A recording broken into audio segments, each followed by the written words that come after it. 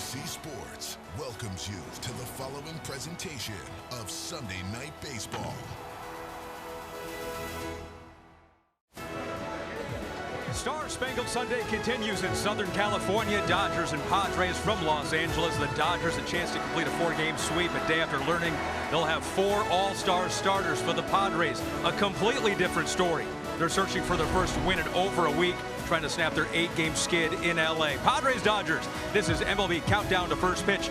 Coverage presented by Liberty Mutual Insurance. By the end of the day, the Dodgers could have a 15-game lead on the Diamondbacks and the Padres in the NL West. They would be the 4th team ever to have a lead that big or more at any point before the All-Star game. They are as good as advertised. With that, we say hello. So glad you're with us in sunny Southern California. Ahmed Fareed, the Hall of Famer CC Sabathia, the cast of MLB According to CC, the podcast, where on the very first episode we did power rankings, and CC said, we don't need to worry about number 1 because I'm going to have one team number 1 all season long. Yeah, and I heard you chuckle when you said that 15-game lead could open up today. I mean, you know, this Dodgers team, I said it at the beginning of the year, they're one of the best teams I feel like ever assembled, you know, just with the stars top to bottom, and they're a team. They're a complete team. They play like a team. They move runners over. They do the little things that, you know, good teams do, and they have superstars, so they can do the things that great teams do too. And the funny thing is, you see it each and every series, including this series so far. First 3 games will take you back to the first one on Thursday. CC, they are down 6-0. No lead is safe against them. Yeah, 6-0 after the first 2, and then you see Dalton Rushing get a big homer right here. Short little swing right here. Then Mookie Betts getting involved. This is something that, you know, is going to be huge for them coming down the stretch. If Mookie can get going, you know, they're going to be really, really tough to beat. The length of the lineup is unmatched. Maybe something we haven't seen in baseball in such a long time. And you saw it again on Friday because they were down 3-0. Teoscar Hernandez back in the lineup, making it longer. Yeah, I mean, and, you know, hitting a grand slam right here, just such a huge swing off his bat, him coming back. I mean, such a big part of this lineup. But like you said, just the length of this lineup, you know, it's pretty much a killer, man. It's a tough lineup to face top to bottom, and, you know, he explained right there. Yeah, that grand slam was all the scoring they needed. Then yesterday, Freddie Freeman, some fireworks before the fireworks here at Dodger Stadium. 8th straight year he's going to be an all-star, longest active streak in the majors. And then Yoshi Yamamoto, 10 Ks on the night. Man, just a dominant performance by Yamamoto, going out getting 10 Ks. You know, Freddie Freeman, like you said, 8 years in a row being an all-star.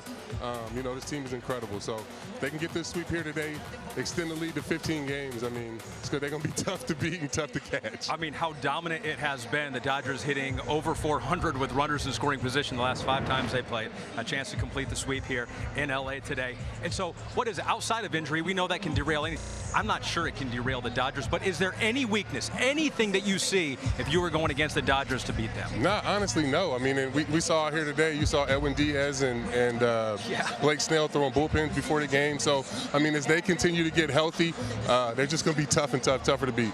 And what makes them, outside of the talent, is there anything that separates the Dodgers from everyone else? I just think they're willing to do the small things that you know, good teams can do, and they're a great team. And like I said, they're willing to move runners over, hit behind guys, and they get the guys in, but they're also able to bop you. Chemistry is sky high, too. You got Emmett Sheehan on the mound. Fernando Tatis trying not to get swept here in L.A. We got so much more coming up here from L.A. We got to take a break. When we come back, much more. You are watching MLB Countdown to First Pitch. Coverage presented by Liberty Mutual Insurance. Baseball fans, I'm Drew Dinsick with tonight's Same Game Parlay, courtesy of FanDuel. As we celebrate America this weekend, let's salute some of baseball's biggest stars and start our parlay with the biggest of them all, Shohei Ohtani, picking up 2+ total bases. Fernando Tatis Jr. and Freddie Freeman have been 2 of the hottest bats in baseball, so let's take them both to pick up 2+ hits, runs, and RBIs. On FanDuel, all customers can choose the exclusive reward they want to use on their bets for today's showdown. Download the FanDuel Sportsbook app now and play your game. Sunday Night Baseball on NBC is brought to you by T-Mobile. America's best network connects you to America's pastime. Dodgers, Padres. Dodgers looking for win number 60. Would be the 4th earliest to reach 60 wins in Major League Baseball history. And now, let's send it to Dodgers public address announcer, Todd Lights. At this time, we ask that you please, if you're able, And kindly remove your caps for the singing of our national anthem. From Mobile, Alabama, the winner of season 29 of The Voice on NBC, accompanied by Dodger organist Dieter Rule. Please welcome Alexia J.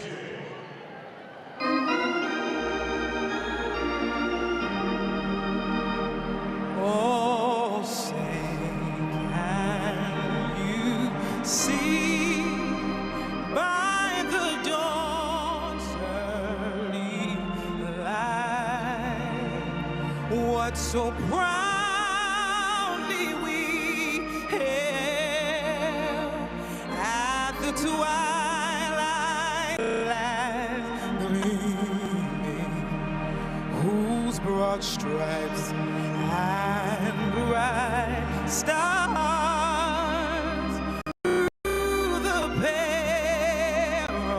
perilous fight o'er the ramparts we marched were so gallantly streaming, and the rockets red glare,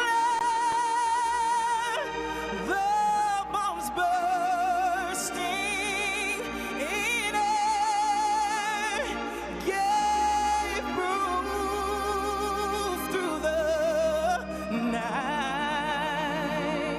that our flag was still there. Oh, say does that star-spangled banner yet wave o'er the land of free and the home of the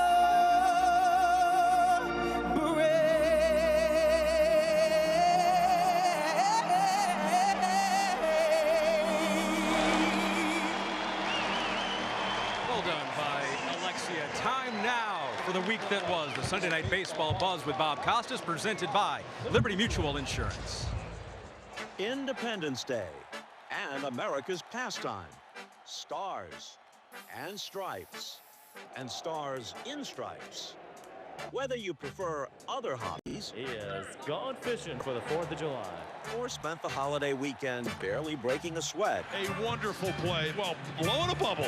anyone who made it to the ballpark The Aussies are here making a little noise. left with something to remember. You can take it home.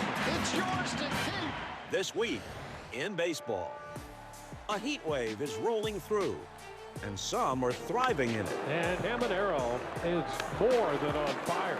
He is red hot. While others are finding it hard to even think straight. He threw it in the stands. He threw the ball in the stands. Oh, my. What in the world was Engel doing? Sure, these guys are still putting in the legwork, Springer is coming around to score. but after so much exertion, it's important to stay cool. It's a little toasty, as we all are down here. 250 years later, look who came back. And how are they handling the conditions? Mr. Pretty well hydrated today. Oh, very but not with water. With our old rivals around, it looks like we'll need backup. Team USA national team in the house. Even Coach wanted in on the action. Not the only manager having a big week. That's so in for LA. That's 1,000 for Dave Roberts. There was more sparkling defense. Bowser takes away another. But it was the bats that gave us the grand finale.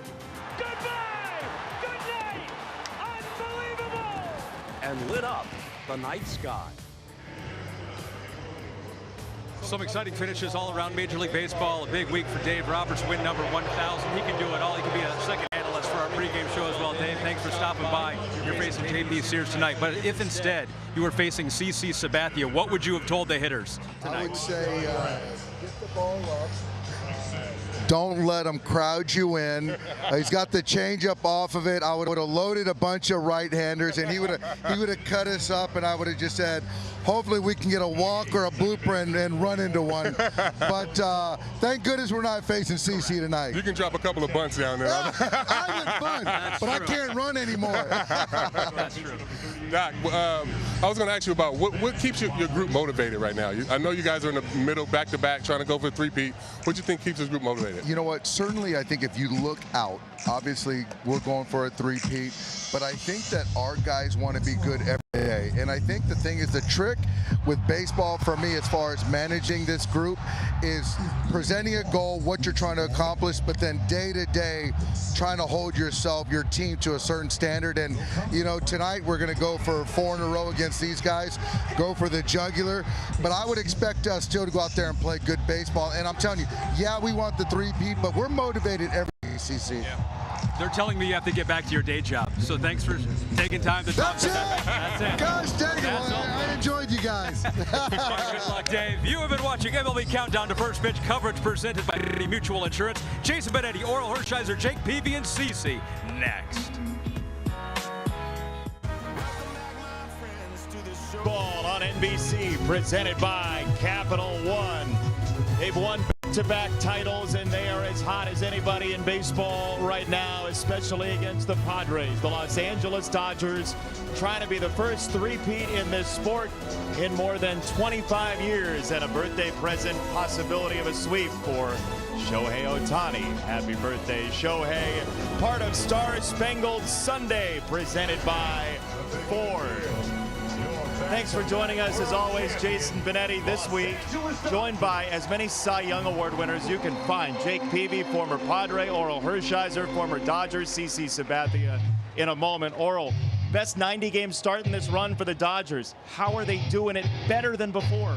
Well, people are saying that they're ruining baseball, but their stars are out there. This star-studded Sunday is an amazing day because top of their lineup, you have Shohei Ohtani, his 6th All-Star game. Andy Paez, his 1st All-Star game. Freddie Freeman, that's your 1, 2, 3. That's his 10th All-Star game. You got Yamamoto yesterday who pitched. And I tell you what, this team is not only a great team, but it is a great culture formed by the organization and Dave Roberts, one of the best cultures in baseball. They can beat you and bludgeon you, but they can beat you with the details too. What's amazing, Oral, is that if that series in 2024 goes differently, maybe that doesn't happen. The Padres had them on the ropes. Right now, San Diego's reeling, Jake. How do they get back there? Well, they get back there with some good starting pitching that they haven't had. They've been without Joe Musgrove and Nick Pivetta, huge pieces in that rotation. And then the offense just has not gotten going. You're not used to seeing Manny Machado below the Mendoza line. Jackson Merrill, Fernando Tatis below their career norms. They believe if they get some starting pitching back, the boys in the second half return to form, this team can get in and knock off anybody in the postseason. Let's tell you about their starting lineup. It is brought to you, as always, by Capital One. Fernando Tatis Jr. swinging it better. You mentioned Machado. He's in the 3 spot all the way down to Camposano, who just got back on the roster after an injury. And we'll give you our starting pitcher, our Ford pitcher profile for the Dodgers. Emmett Sheehan on the hill, a 5.08 ERA. And we mentioned CC Sabathia, Cy Young winner 2007, is with us inside the pitch. What do you want from Emmett Sheehan today, CC? Yeah, having a chance to talk to Doc before the game. You know, he was talking about NCPs, non-competitive pitches, and just challenging Emmett to be more competitive in the zone. So hopefully he comes out tonight. It's just more, you know, challenges guys in the zone, tries to get some early swings and some weak contact, and can pitch deep into this game. That's what Dave Roberts is hoping for. San Diego has been out to early leads a couple of times in this series, but hasn't been able to pay it off in a victory. So glad to have you for Sunday Night Baseball, presented by Capital One, and we are underway. Strike one from Sheehan, a competitive strike to open the ball game. Fernando Tatis Jr., who's got now 5 home runs. They've all come since May the 30th. He's in between there, and it's strike 2. Called by Ben May, the first base umpire. The Padres are better when Tatis is swinging with power, as Craig Stammen over on the bench does not like the call in the first place. Stammen is yelling about the check swing, And we'll see if it was Nick Marley with the call, but Ben May had him swinging anyway. I think Craig Stammen was saying appeal to first, but they did.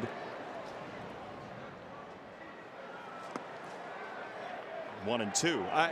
Part of that is you've lost 8 in a row. You kind of want to yell at everybody. Well, spending time around the Padres are certainly on edge. You lose 8 games in a row, you can't help but this game will beat you down. They're trying to stay positive, but you see right there early, things can get chippy. Uh-oh, we have an ejection, 3 pitches in.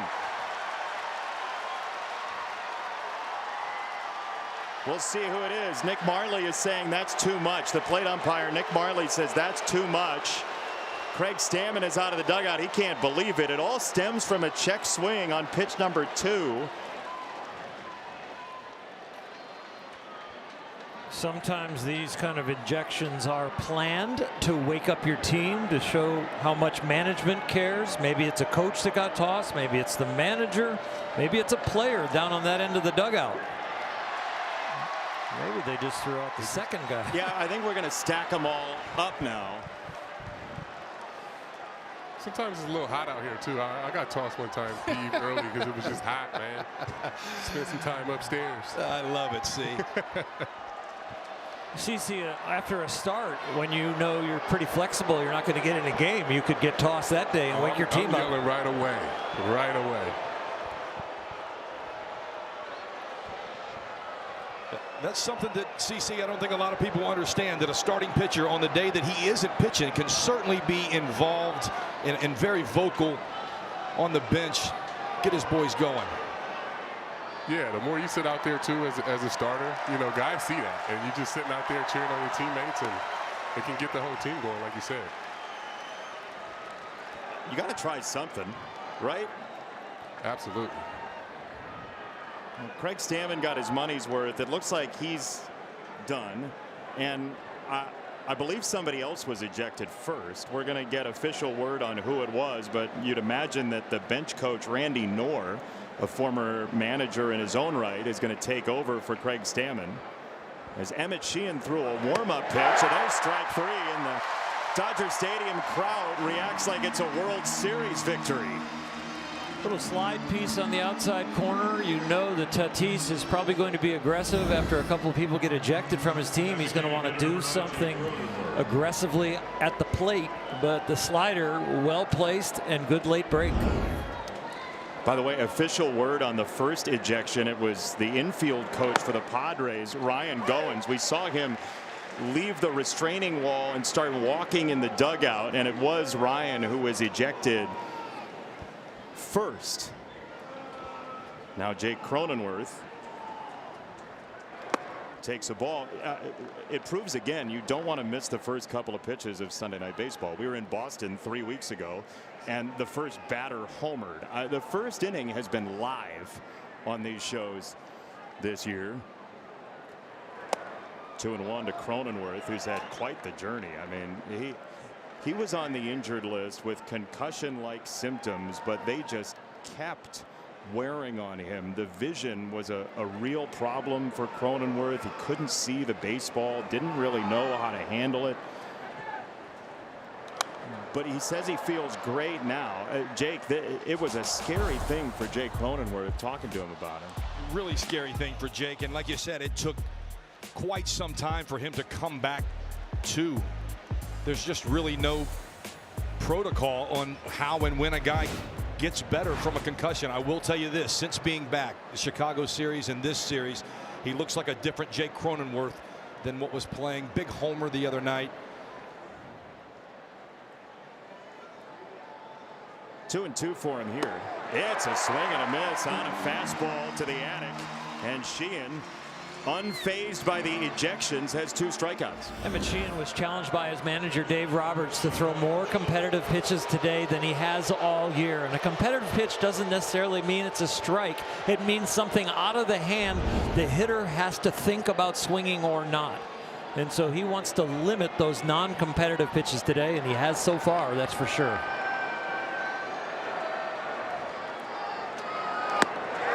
That is a dazzling slider. That is his 4th swing and miss already in the game. And Oral, you don't get that on non-competitive pitches. You start creating windows where you can attack hitters. I mean, the fun part about the broadcast today is to have CC and Jake here and to understand what other pitchers were thinking also, because you know your own mindset, and we got to watch Emmett Sheehan today.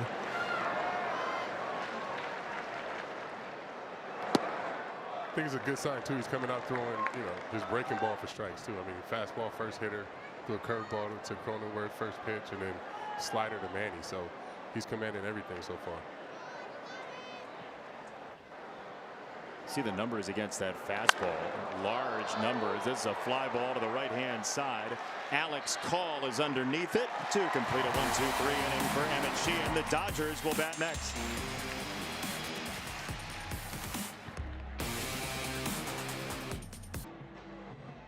Dodgers presented by our friends at Capital One. That's a birthday ovation for Shohei Ohtani, who turns 32 today. Pa has the All-Star, Freeman as well, down to Mookie Betts. And they'll face our starting pitcher for the Padres, the pitcher profile presented by Ford on J.P. Sears, who's part of that rotation because of all the injuries. Jake, you mentioned off the top Lucas Giolito, one of them, and that was the spot that Sears took, as he will face Ohtani, who's homered once on his birthday, and he takes ball one. What do you get for the guy who has everything, Shohei Ohtani? He would like a Cy Young Award. He would definitely like a Cy Young Award. Another MVP would be a backup gift. Isn't it amazing? Like, you think about what you would get him for his birthday. There's not much left in a career that he had already built when he was much younger. He had the year by year, what do I want to have in my major league career? And he said a second World Series in his age 32 years. So he's already ahead of what he wanted in terms of championships. It's truly remarkable when you start to look at what he's been able to accomplish. And it goes to show you, you set some goals and put your mind around those goals, get it down in your heart.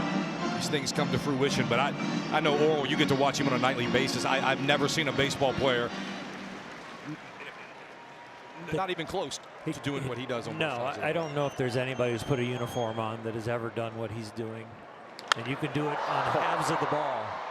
You could just say in the offensive side of it, and then you can also say on the pitching side of it, the combination is off the charts.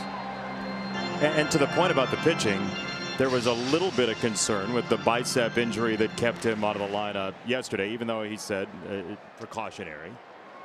He is back in the lineup offensively, and we'll see if he makes his last start before the All-Star break coming up. He takes strike three there. Sears throws a lot of breaking balls, but he locked up Ohtani with a heater on 3-2. Yeah, really good pitch right here, going right after him. Something about these Dodgers, you can't give them 3 passes. Ohtani certainly thought something off speed probably coming there. J.P. Sears going right after him. See if that can give him some confidence moving forward through this lineup.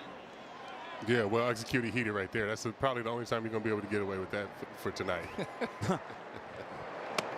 CC, just looking at this lineup, if you were a left-handed starting pitcher like Sears, and you were, what's your plan? Honestly, it's just to keep the guys at the top of the lineup off the bases, or even like the fast guys like Paez and Mookie and whoever else that can like disrupt me on the mound. Trying to keep him off the bases so I can concentrate on the middle of the lineup. Dazzling play by Manny Machado for out number 2 for Sears. Keeps the top 2 off the base path. But with a lineup like this so deep and great hitters up and down, you have to be aggressive and pitch to contact. You cannot give them 3 passes. That's how you end up in a short night and giving up a lot of runs early in the game. Freddie Freeman launches a ball to left, and it's playable for Gavin Sheets, who runs down the 9th pitch of the inning in a 1-2-3 first. Infielder turned outfielder Gavin Sheets. Nice play.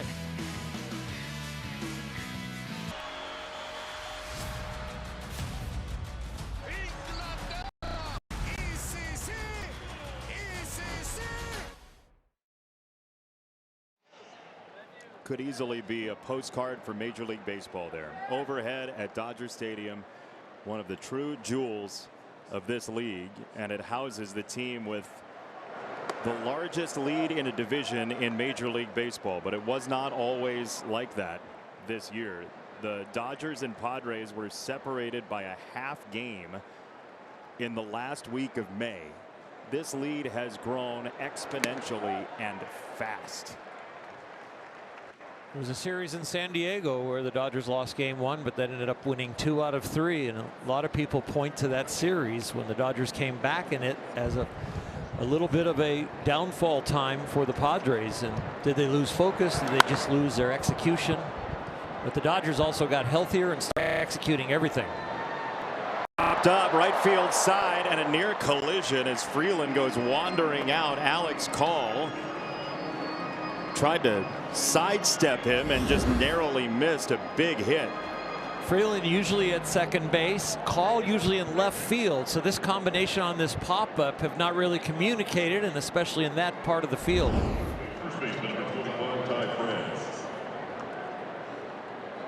At least one person in our viewing audience has made a joke about Alex making the call. Not that it would be the good joke. Somebody's done it. Ball 1. Look out, Ty France. Tell you what, past couple years we've seen some baseballs inside the guys. We've seen hit by pitches in this series. You got to pitch in. Sheehan, if you see those, the way he started Fernando Tatis, the way he started Ty France here, get him on the foul. Was, I know, a lot of my career, I think CC did it a lot the same. I know you as well, Oral. Trying to get guys on that fastball and see where they're at, and then start to maneuver your other stuff in.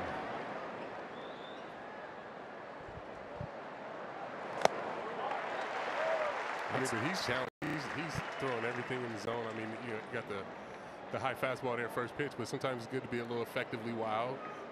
But I mean, he is definitely taking the challenge that Doc gave him, and trying to be aggressive in the strike zone, which is great. That looked like a changeup on 1-1. Oral, that would have been his 27th right-on-right changeup all year. Yeah, it's not a pitch he uses an awful lot, but it's a fastball combination usually to righties. He'll change their eye line like he did on the first pitch, the fastball up, but yeah, you're going to see mostly fastball slider, and we've seen the 2 righties go down on sliders away. It's cranked to right center field. Pages glides into the gap to make the catch, and the first-time All-Star has 5 up, 5 down for Emmett Sheehan. You get a little nervous when the ball goes to right center today, no matter how it's hit, because we have an odd wind here at Dodger Stadium. The wind is blowing out to right. We have a majestic view, but it's not a majestic view for the pitchers when you see those big flags moving. Usually there's a hitter here to say, well, I don't want to hear about. We have 3 Cy Young winners tonight. All 3 of us were good hitters. That's true. Home run potential galore here. Back in the day when the TV was black and white, we used to hit. Right? I had one of my homers here in Dodger Stadium. I wonder, Jake, if we have that in the hopper somewhere. I wonder if that might show up on this telecast. I need to see that. Don't do it. It's first our good buddy Brad Penny. And I'm just glad your year was 2001. I was retired. It's not off of me. I also gave one up here to Hideo Nomo to end the 2003 season. Ooh, homer to a pitcher. That's tough. Buddy. I had to sit on it all winter. Oh man.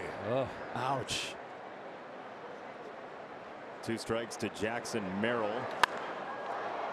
High fly ball for right field. Alex Call is underneath. 6 up, 6 down. Hey, get tickets now. What a collection we have in the booth and downstairs. Look at these baseball cards. Jake Peavy, Oral Hershiser, a couple of World Series winners, Cy Young winners. CC Sabathia downstairs, got the signature on the card there. World Series winners, Cy Young Award winner. Jason, you know how long it took me took the Cleveland organization to get me not to tilt my head like Oral when I was pitching? Is that right? I watched him so much as a kid. It was just a thing that I started to do, and they were like, "No, you can't do that. You got to keep your head straight." How long did you hang on to it? Until I got to the minor leagues. Wow. It's a ground ball to shortstop. Xander Bogaerts for out number 1. Not only do we have pitchers here, though, we have hitters as well. Our USAA flashback takes us to Dodger Stadium one fateful July afternoon. Pete, you knew it right away, too, huh? Oh, buddy, he was throwing hard. I doubled off of him early in the bat. Look at this left-hander. Did they not open the gates? Where are all the people? That would almost left the stadium, CC. Dude, get after it, guys. That's our USAA flashback, taking care of the military and their families for over 100 years. It's got to be the most fulfilling thing you could do as a pitcher. I think hitting a home run is the best feeling in sports. You can strike out anybody you want to in a big moment, but for squaring up a baseball, and like CC said, you know when you get it. At 30 seconds, the world's just kind of yours. But running the bases was odd for me, though. Like, in between second and third, I'm like, what am I doing out here right now? That's why you hit the homer. You don't have to worry about it. Like Teoscar Hernandez the other night with a grand slam in his return to the lineup this series for the Dodgers. And Oral, you said it off the top of the show. They're getting healthy. He is a piece of that. Yeah. Teoscar in there. Will Smith still on the IL, coming back hopefully after the All-Star break. Mookie healthy and hot now.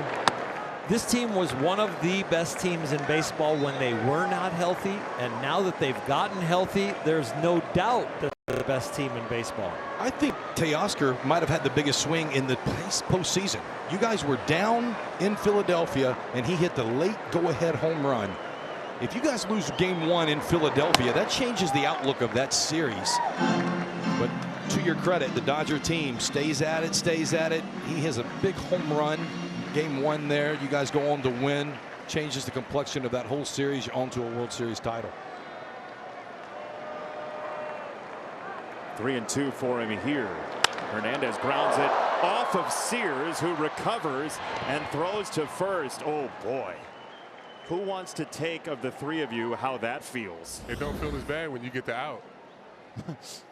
When that adrenaline rush is gone after getting hit, and what surprised me of thinking that this is pretty serious, we'll see if he keeps pitching, because there was a limp after he got struck. A lot of times the adrenaline takes you away from any pain, any limp, any stiffness, and you make the out, and then the tightness comes on. So look, Craig Stammen has already been ejected from this game. The manager for the Padres, Ruben Niebla, is the pitching coach. They're talking to Sears, but you said it, Peeve, off the top of the show. They're without Lucas Giolito, Joe Musgrove, Nick Pivetta, Randy Vasquez, among others. They have almost a full rotation on the injured list in the first place. That's exactly right. Herman Marquez has just been recalled. He threw about 50 or so pitches. So they would be in big trouble if JP could not carry on here, and it looks after that warm-up pitch that he's saying he's okay. Yeah, but you're right. You never really see a limp like that after, because like you said, Oral, that adrenaline gets you to the out, and then you see a limp. But for him to limp right away must have been a stinger. So what are you watching now? Like, what are you looking at on this pitch? Well, it's not so much this pitch; it's just the rest of the inning, just making sure that he's loose and kind of not stiffening up. And but as the game goes on, that thing's going to get tighter and tighter. For me, it's command. When somebody gets hurt or you have something nagging you, it's really hard to have the pinpoint command that you need to have at this level. So I'll be watching the way he commands the baseball moving forward. For me, the best leg got hit, which is the back leg. You don't want anything on your landing leg. That's when you're coming down the hill. That's when that, you know, that weight that transfers the power up through your shoulder and your arm. You want the stable landing. He missed pretty badly on that sinker. 3-0. He's limping a little bit too still. Well, in the 4th and 5th inning, 3rd and 4th inning nowadays, you know, you get that energy lull. He's having his energy lull now and having to learn a new rhythm. That four-seam fastball faded. He dragged that one, ball 4. Rojas will come up after this word. Let's take a look at Capital One checking accounts. We're talking no fees, no minimums, just one question. What's in your wallet?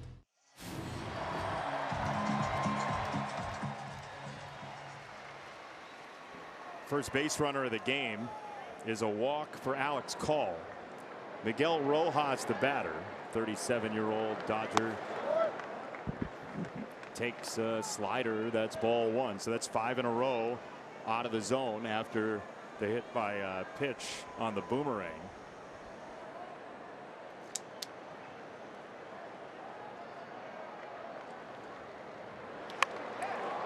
Little cue shot. Minnesota Fats job doesn't get it done. Song makes the play to retire the side. Go to the third. No score. FanDuel is the home of home runs this season. We see what the Dodgers are to hit home runs. Ohtani, Freeman, and Betts. We still don't have a hit in this game. Emmett Sheehan, JP Years have allowed just one base runner. Remember, last week on Sunday Night Baseball, Sonny Gray took a no-hitter into the 8th for the Boston Red Sox, and he was carving as Sheehan is so far. 18 strikes, only 7 balls from Sheehan. He has taken his manager's challenge of being competitive on every pitch.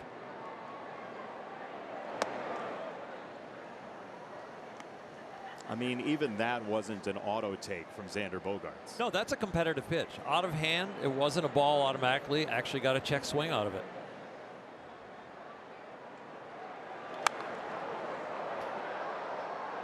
I mean, CC, I gotta ask you about your kids and video games and sequencing, because I knew you were great at sequencing batters and what we're watching with Sheehan when you're filling the strike zone. You tell what are we watching with Sheehan having filling the strike zone? Just the sequencing that you used and that you've seen your kids learn. Yeah. As far as how to get hitters out. No, I mean, I was just sitting down here thinking, you know, Doc challenging him and how freeing it would be when you just pitching the contact and like being aggressive in the zone. Like I feel like that's, you know, his game, but Mizorowski's been able to do that where he's just unlocked himself by just throwing the ball over the plate. And I feel like just watching Sheehan, the confidence that he has tonight. Just being able to go out and like I said, just be aggressive in the strike zone, it can kind of free you up to where you don't have to feel like you're trying to strike everybody out. I know, P, we talked about that earlier. You know, when you're young, before anybody gets in the box, you want to strike them out. And, you know, that can cause you to tense up and, you know, counts get out of control. But when you're aggressive in the strike zone, you can get some swings early in the count, and then you get the 2 strikes and try to get a strikeout. I mean, see this percentage of on out of zone pitches. If you're getting that kind of chase off of sequencing, typically that will go well for a pitcher as the 2-2 misses. So 2 pitches that were non-competitive in this sequence bring him to 3-2. Trying to land that first slider. He landed the first one to X, and then those other ones he just pulled a little bit. For me, it's just trying to do too much, overthrowing it. Yep, right there. Trying to make it too nasty. Takes a couple of deep breaths on 3-2 on his first 3-ball count tonight. He gets a swing and a miss. He fixed the slider there in a big way. Yeah, you slow down, get that foot down, then deliver the pitch to the spot. That was the exact same pitch he almost made the first one. And that shows you there the maturity level and how much Emmett Sheehan is growing as a pitcher. Was able to take 2 non-competitive pitches, come back 3-2 when he had to make it, and did it. Nice job. And he's trying to throw that one for a strike with 2 strikes. You know what I'm saying? So, that's right. Yeah, being able to execute that is huge. Here is Sungmoon Song, who just had his very first career home run on Wednesday at Wrigley into the basket. CC spent the last half-inning break thinking about his home runs in his major league career. You know what I was thinking? I lost that game 2-1, but I didn't even care. Like I hit the homer and the game was over for me. Like didn't even matter what happened after that. Well, CC, how many did you have in your career? Well, since we count spring training, I got 4. That's right. Jake, how many did you have? Wait, we're counting spring training? Absolutely. What are we doing? How many did you have in your career? 4. We're counting spring training. CC, you had 4. And you guys shouldn't count your spring training ones because we have a total of the 3 of us, whatever you want to call it, 7 or 8, because I had none in the regular season. But I did have 1 in spring. There you go. Counts. That counts.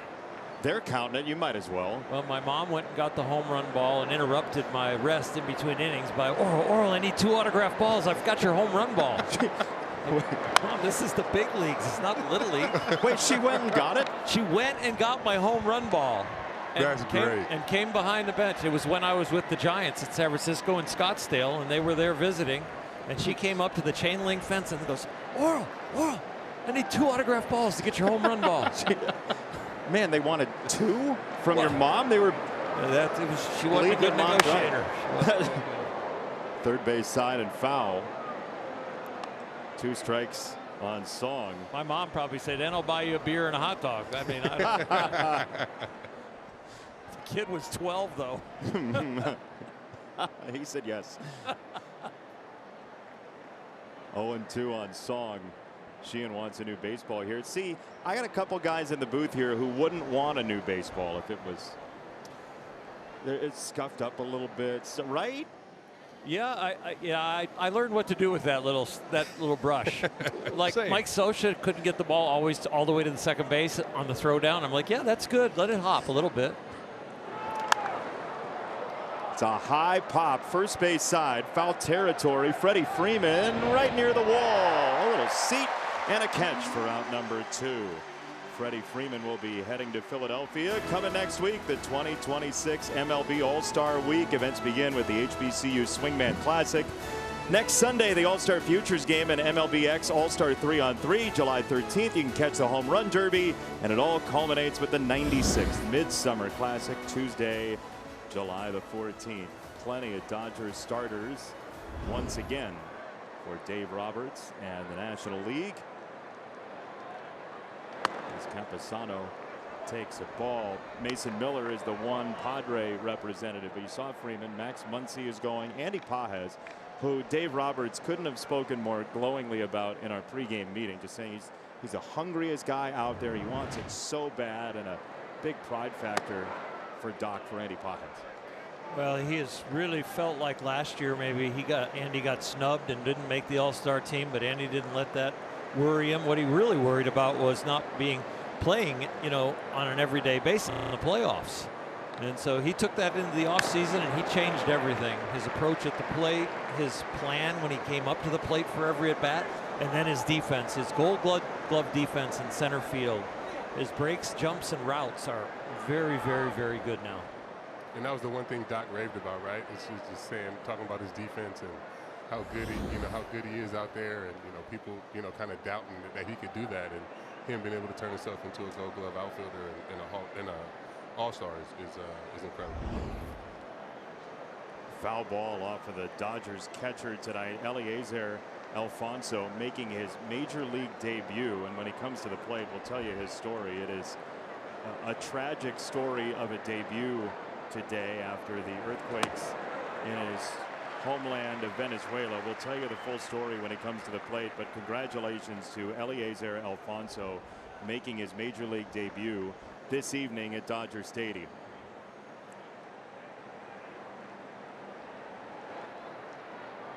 Two and two.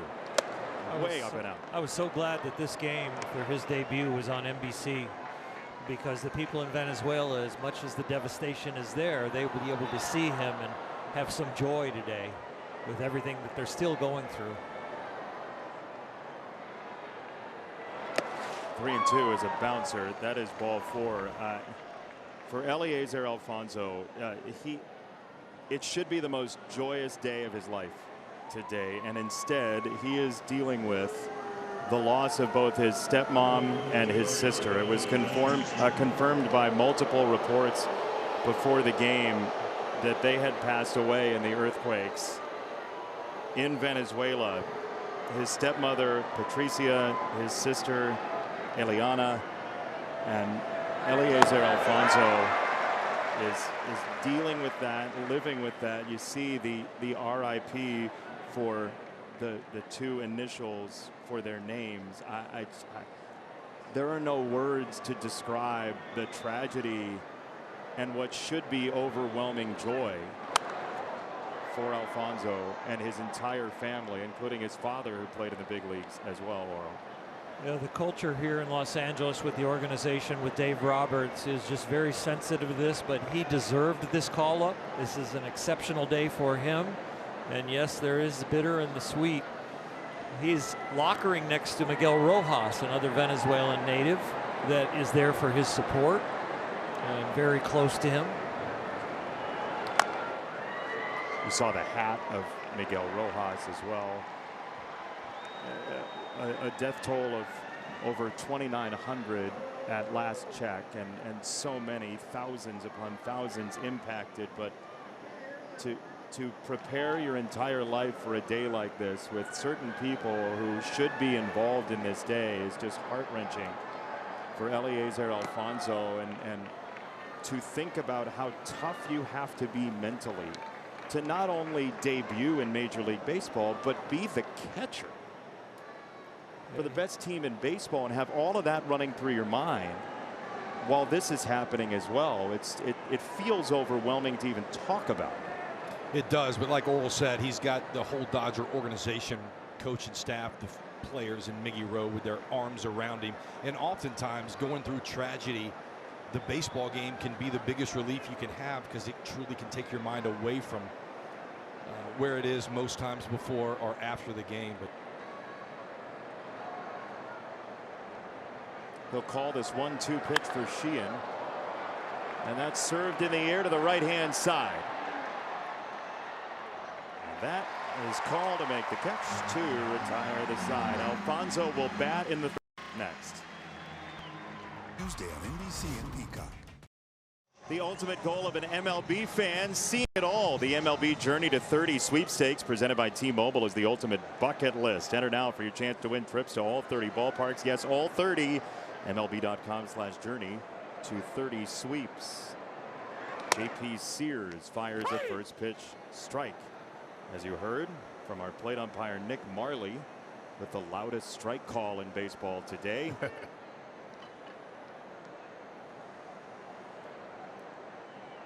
Both pitchers have been outstanding so far.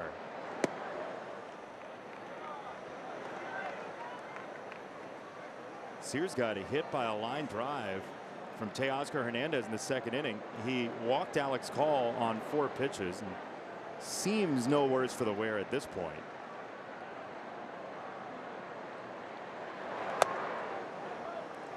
That thing takes forever to get there. Little breaking ball. Yeah. JP has had some really nice moments at the big league level. If he could catch stride, certainly as a left-hander, the balance in this rotation, he could really provide much needed spark for the Padres if he can catch fire. 1-2.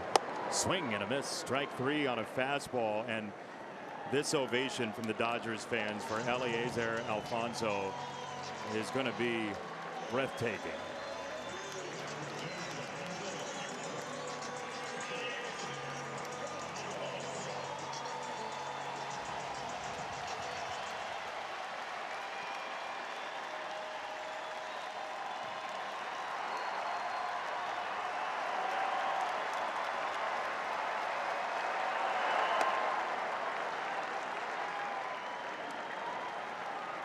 He lost his sister and his stepmother.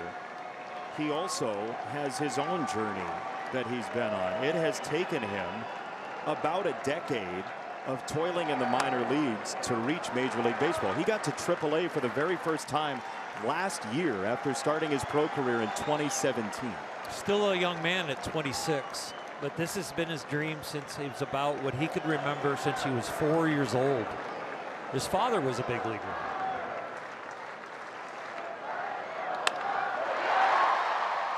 Ground ball to shortstop. Starts his night at the plate. Xander Bogaerts throws him out. But there was a swell from the crowd even upon contact for out number 2, and now Ohtani will bat.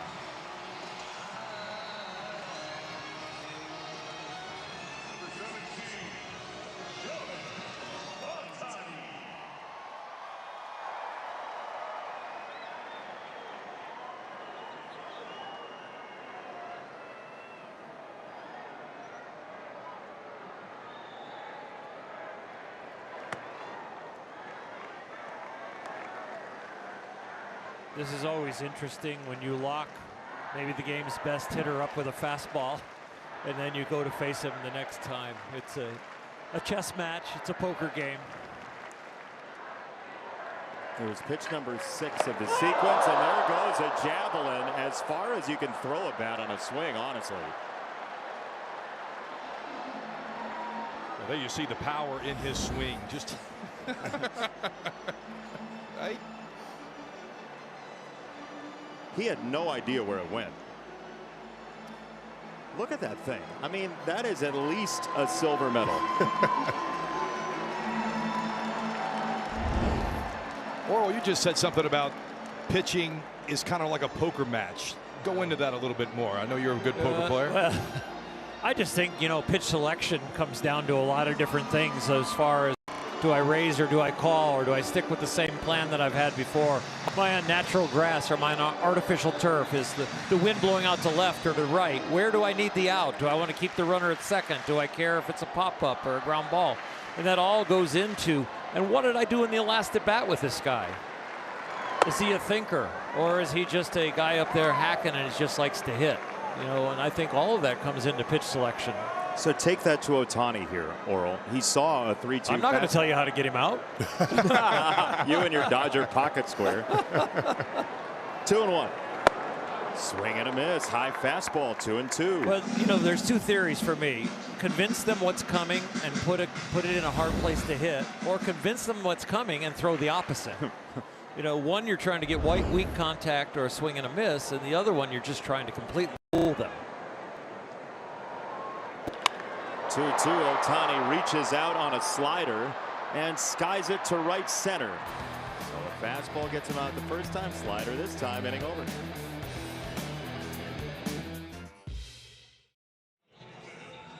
T-Mobile, America's best network, connects you to America's pastime. I love that at Dodger Stadium, certain gates you enter way at the top of the ballpark. It's a totally different viewpoint than you expect. Uniqlo Field at Dodger Stadium is a beautiful, beautiful place, no matter where you now sit. With the renovations that they've done, multiple elevators that have been added so you can walk around the whole park. And as you walk around the park, it's like a museum. It's ridiculous that every sight line is something special. So speaking of all of the nooks and crannies and museum, there's a pop-up third base side and foul. That's right on us. You got it? I would have. Yeah, you would have. See, somebody would have called you off like a fan. Yeah, nah, I'm an athlete. Pitchers are the best athletes on the field. Sometimes you got to make a play. See, there's no rebuttal. There's no hitter to be seen for miles and miles. It's tough. 1-1 from Sheehan to Cronenworth. But on the museum point, yeah, by the elevators that we take to get up to the press box here, there are the World Series trophies. And I heard a Dodger fan, this is where Dodgers fans are right now, Dodger fan walked by and whispered, they're going to have to get a bigger case. Yeah. Swing and a miss, strike 3. Man, Sheehan is carving right now. His 4th strikeout. The countdown is on for the first home Summer Olympics and Paralympics in over 30 years. The LA 28 games on NBC and Peacock. See you in 2 years. In the stands tonight, Beatrice Hatz, Paris Paralympic bronze medalist in the long jump, evidently, who also was on the most recent season of Love Island USA, which is streaming now on Peacock. How about that? Luminaries all the time here at Dodger Stadium. There is Beatrice, Paralympic bronze medalist. Nice hat, too. I feel like most of us in this booth, all you Cy Young and World Series winners, could pull off a cowboy hat. Most of us. You know, I am from the South, but I really can't, Jason. I'm not going to lie to you. No way. No, it's not my thing. Really? Yeah, I don't know, Jay. I don't know, man. I don't buy that at all. You've never? I think of the three of us, I think I'd look the worst. I don't. I mean, it's stipulated that I would look the worst, but of the 3 former players, for sure. Well, with CeCe, with all the money he made, he'd be a rhinestone cowboy. There are all sorts of cowboy hats in the stands here tonight. I do like that straw hat right there, though. That's a good one for shade, right?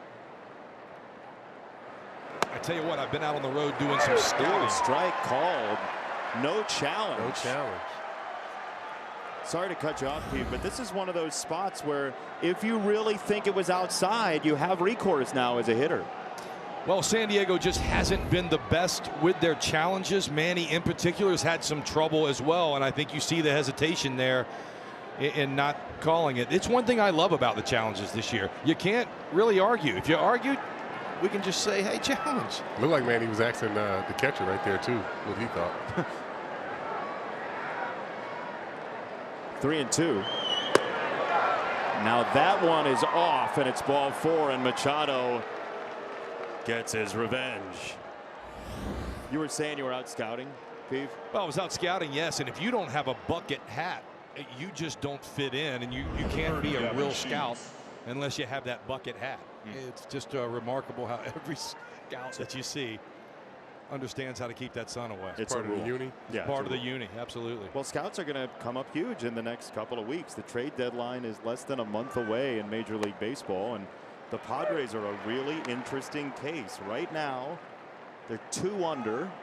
Right, they're in striking distance of a wild card spot, but some teams to climb. As of today, it's a 5-game spread for that final wild card spot.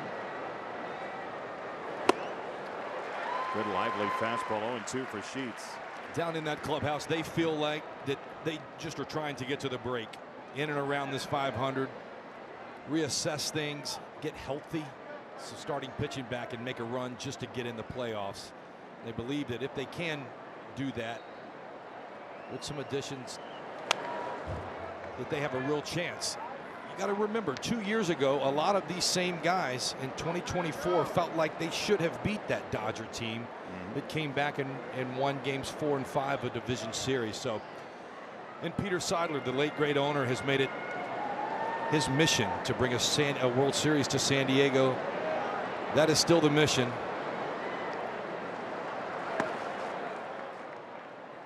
The National League West in baseball is better when there's some competition against the Dodgers. Arizona went to the World Series a few years ago. It's sad what's happening in San Francisco right now.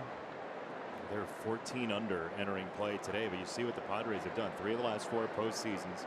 You know, 2021, the year before what's on the graphic. As that is looped towards shortstop and down into left center. It's a base hit for Gavin Sheets. I think some Padres fans are afraid this might look like 2021 when they finished 4 under after a strong start. But let's ride the wave with the Friar. They opened 3 and 5, 3 runs a game. Everybody's like, where's the offense? The answer was it was in April, 5.5 runs a game, and you know, very calm seas, I guess. Then 24-36 since April the 28th. That face on the Friar is pretty much how the season's gone for the Padres. Like trying to crack a smile, but a little bit worried too. When the starting pitching was going well, the offense was sputtering. Now the offense is picking up. Starting pitching has really been a problem here of late. They tried to sign Lucas Giolito. He falls into injury. And that's 3 pitchers, Giolito, Musgrove, and Pivetta, that you expected big innings out of this year.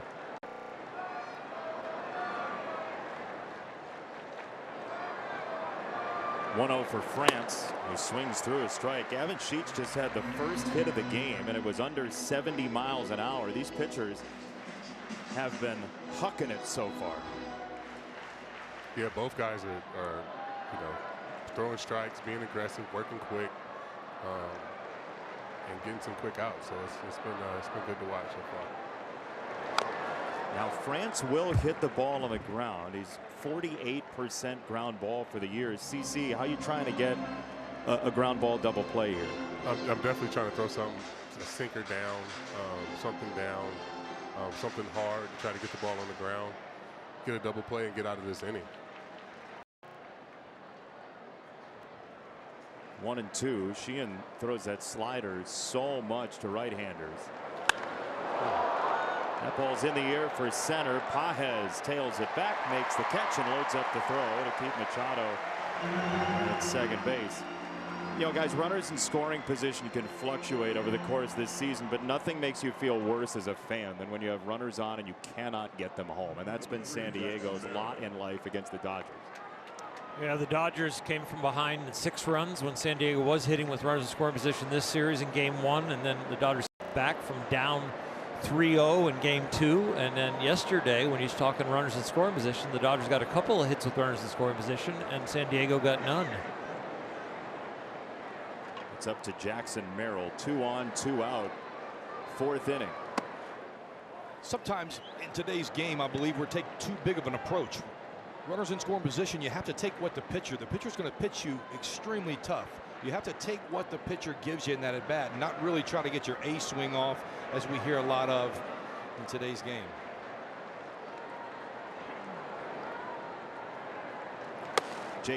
Jackson Merrill's the perfect example of that. He's got 2 homers in the series, but he certainly will chase. Now he's 2-0, a count where you normally would want to get your A swing off in this generation. Well, and you can right here because you've got some count leverage and you know Sheehan's got to throw a strike to you. I have no problems getting it off right here. Ground ball right side, base hit. Jackson Merrill. Machado around third. Alex Call's throw is late, and the Padres have the first lead this Sunday night at 1-0. It was 2 pitches well out of the zone that set up Merrill on 2-0 to do this. Well, the setup also was the off walk to Machado, and you give the free pass to any big league team and extend the inning, give them an opportunity to push somebody around. Even a routine ground ball that finds the 4-hole burns you. But Pete, you called it, put himself in a good count. You know, Sheehan threw 2 NCPs, non-competitive pitches, get to a 2-0 count, and you know, get something you can handle, put a good swing on. So 1st and 3rd for San Diego. Sheets got to 3rd. Xander Bogaerts takes ball 1. I'm going to have to really catch up with this generation of analysts. All these abbreviations now. NCPs. Yeah, NCPs. I mean, probably throw a few more at us. I got that from AJ Burnett. NCPs. Okay. I just learned that one as well. Oh, good. Oh, good. So there is an age discrimination going on here.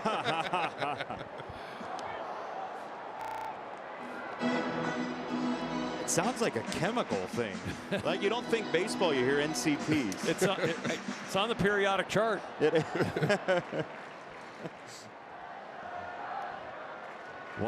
for Xander Bogaerts. And he fouls it away. A ball and 2 strikes to Bogaerts, who is a 5-time Silver Slugger, a 4-time All-Star.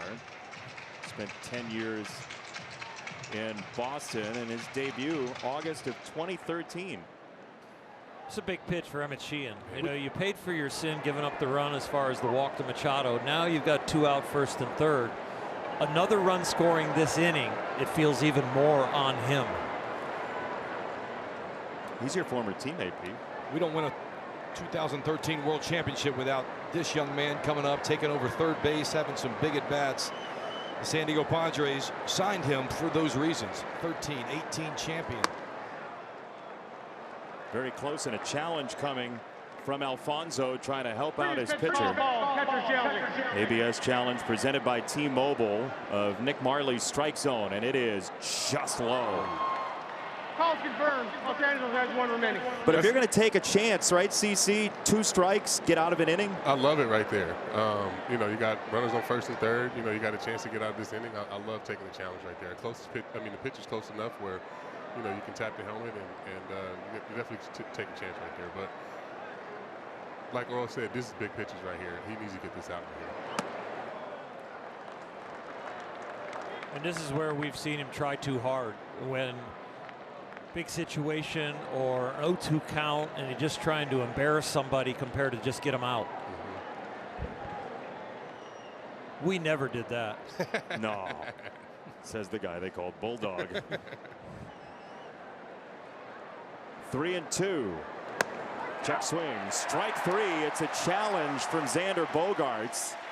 Previous pitch is called a strike. Hitter's challenging. That looked like a strike real time. That was a strike. Sheehan's telling you right now because he's almost in the dugout. That's yeah, he was. Call confirmed. San Diego has 1 challenger. He was 4 steps away from the steps. Padres take the lead. Monday on NBC and Peacock. Welcome to Star Spangled Sunday on NBC, presented by Ford. First time ever one media company is televising every Major League Baseball game in a given day, and there have been some great ones so far. The AL Central continues to heat up. It was a 1-run game between the White Sox and Guardians again. Chicago got a victory and goes Splitsville there. The Cubs beat the Cardinals 6-4. A lot of close games across the field. Nick Marley, by the way, is shockingly loud behind the plate. I'll turn my volume down. I love it. I love it too. Absolutely. Let him know. Nick, by the way, he was in the Air Force before he was an umpire, and he was on a trip near spring training and saw that the umpires were basically around the same age as him, and he decided to get into umpiring. Loudest umpire in my day, I would say, would be Dutch Renner. Really? Oh, he had an amazing strike call. Do you have it by heart? Can you do it? No, I don't do imitations. Oh, sorry. Impersonations, not imitations. What is it?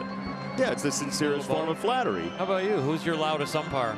I enjoyed Jim Joyce in that call that Jimmy had, but there was nothing worse than an umpire that you didn't know for a delayed call. Oh, yeah. Oh, you know. man. Oh. The delayed call killed me. Right. Paul Runge. Tim McClellan. Tim McClellan. Oh, my gosh. Let's watch from Nick's view right now. See what he sees. How hard it is to hit in this league. I think that's outside. I called it quick ball. You got it? Ha! 3-2 to Pages. So Jim Joyce is from my alma mater, Bowling Green State University. Was on the team, and after he would throw his innings to get ready for the season, he would throw a catcher's equipment on and go back and practice umpiring. Wow. Really? Yep. Amazing. Jimmy Joyce. Yep. Had a great breaking ball as a pitcher, and he was a very good breaking ball umpire. Interesting.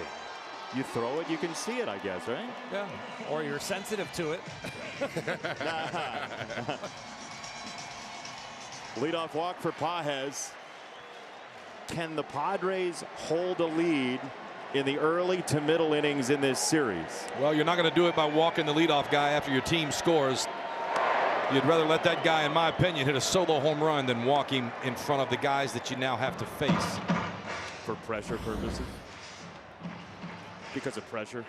Yeah, the leadoff guy, if you think about last night's game and the way to beat Yamamoto, you have to get the leadoff guy on to even manufacture a run because he's so good. Both of these guys will tell you, leadoff guy of an inning gets on. It's a completely different major league inning than when you get that guy out. And when the 1-0 lead, I would have been super aggressive there, knowing that these two guys are coming up behind him. Freeman did not like the call of strike on the check swing by Ryan Blakeney, the third base umpire. Yeah, looking over here, it didn't seem like he swung. You didn't think so? No. There is still no definition of check swing in the Major League Baseball rulebook. Coming soon. I believe there's some stuff happening in the minor leagues where they're working on some technology, but with the world we live in today and how advanced technology is, I think that's coming real soon. Yeah, certain leagues in the minors, they have to see if the swing basically broke a plane. Correct. Using similar technology to the ABS. Ground ball second base from Freeman. Song to Bogaerts. That's a turn, and that's 2. Beautifully done by the middle infield for San Diego. We talk about the value of that walk and how you don't want to do that with a 1-0 lead. You also look at the value of a run now because the shadows are creeping in. So that double play is huge for the Padres because the next time the Dodgers hit, the shadow might creep to home plate, and all of a sudden, the last 3 innings against the Padre bullpen with a lead could be very tough. And you've seen Sears right there was just trying to keep the ball close to Freddie. He threw 2 of them at his hands, just trying to keep that fastball close to him, try to get the ball on the ground. Got the job done, and there's strike 1 to Mookie Betts, but you see the shadows starting to develop. And CC, how about with a home run Freddie Freeman on a left-handed breaking ball last night, and you're the starting pitcher the next day. Yeah, he's getting nothing where he can get extended. Everything's going to be close, and if I do throw him a breaking ball, it's going to start middle and end up in the other batter's box. Which Freddie, being the hitter that he is, he can handle that. So for me, I was always trying to keep everything close to the lefties.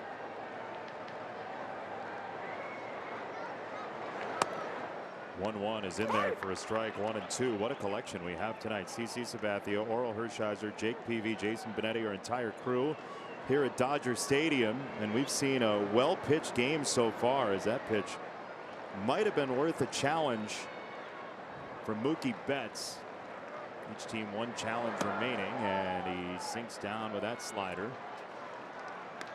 CC, when you say you wanted to crowd lefties with your fastball, did you worry about hitting them, or you just knew? No, I actually didn't. It didn't matter. Like I mean, I'd much rather give you the free base than have you flip me over here to left field. Giving up like those singles and doubles to lefties to left field on fastballs away. I mean, I couldn't sleep at night. Garrett Anderson still, to this day, I still can't sleep thinking about facing the late great Garrett Anderson. He would just bail and flip it out there on you. I mean, it was incredible how he could just barrel that ball up and hit it right over the shortstop, and I got tired of that. So I started throwing those two-seamers in close. 2-2. Fly ball right field. Tatis Jr. shading his eyes. He does have it to make the catch and retire the side. No hits for Los Angeles still. Weekend, an original series based on the New York Times bestseller. Stream it July the 9th only on Peacock. And two of the stars of Five-Star Weekend are here tonight. Harlow Jane and Darcy Carden here enjoying Dodger baseball against the Padres. Darcy Carden was unbelievably good in The Good Place, the NBC show. Fly ball foul from Song. Did you watch Good Place, fans here? Anybody watch The Good Place? I haven't yet, but now with your endorsement, I will definitely start watching it. She played Janet, and her job was to teach everybody in the afterlife anything that they wanted to learn or anything that they needed to have or know. She just gave it to them. So you would say, Janet, I need a scorebook, and she would just give you a scorebook. That was her whole job. She just popped up on screen to give you whatever you wanted. Right. Like, Janet, I'd like a home run in the regular season, so I don't feel bad about being next to Jake Peavy and CC Sabathia. For example, hypothetically. Hypothetically. Yeah. I can download it for this fight I got tonight. I'll definitely download it. There you go. Always a fun part of coming to Dodger Stadium, trying to spot the celebrities in the front row or so. Yeah. Here. You didn't do that when you were pitching, though. Sometimes, depending on the game. Oh, wow. It always had a bigger feel. Dodger Stadium and coming and there being some celebrity presence, you always had a little bit bigger feel. CC, you had the pinstripes on. I'm telling you what, coming to Yankee Stadium was the same feeling for me. I was getting ready to ask that for you guys about coming to Yankee Stadium. Did you guys feel that same way? Because I know, I mean, coming here playing with Cleveland, it always felt big, like Jake said. But when you came here playing with the Yankees, it felt like World Series games. Yeah. Popped up left side. Mookie Betts. In Mets games, I got to see Jerry Seinfeld. I love that. Well, speaking of that area of the country, Ahmed Fareed has something from around that region. Ahmed? Well, yeah, that's where Emmett Sheehan is from, the Connecticut area. That's where he grew up. So the culture there is a little bit different. Encouraged to play all the sports, played football, played basketball. Only 150 pounds, though, when he was in high school. He needed size. So I asked him, how'd you get it? He goes, quote, I ate. One spot he did that back home, Mama Carmela's. It is a deli in Darien, Connecticut. He's a star there. His old lunch lady, Sue, works there now. She told us Emmett gives her a hug every time he's back in town. And Jason, it was a mutually beneficial relationship. He gifted that jersey from his rookie year, hangs on the wall. And Emmett, he got up to 220. Thanks in part to the chicken parm that he eats there that he says is amazing, guys. How many chicken parms did he eat to get to 220? Maybe 220. Could be. What a story. Always remember where you came from, too. That's beautiful. Who doesn't love chicken parm? Either. I love that we're all like, what a cool story. And Peeves like, can you get chicken parm in section 380 here? Send some of that down this way, too. 1-2 for Campusano. And it's fouled back, not far from us. Some guys lay off Captain Crunch. Some guys have to lay off Chicken Parm. I can still take down a couple boxes if I need to.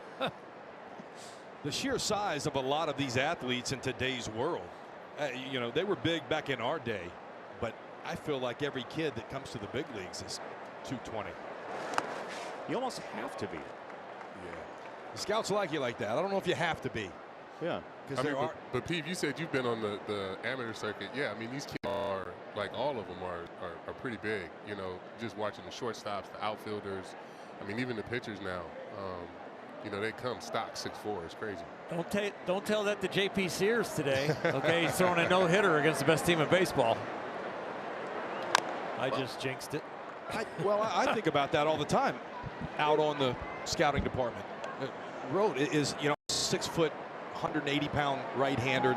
Greg Maddux, the best pitcher I played with. Woody Williams and a lot of guys that I played with that had great careers weren't the biggest of guys. And would we even really get a chance in today's world, today's amateur draft? Yep. What did Maddux teach you? The art form of pitching, the art form of pushing and pulling. Location was premium. Late movement was a huge weapon. And then preparation. We knew the opponent. 3-2, tried to bend it in and missed.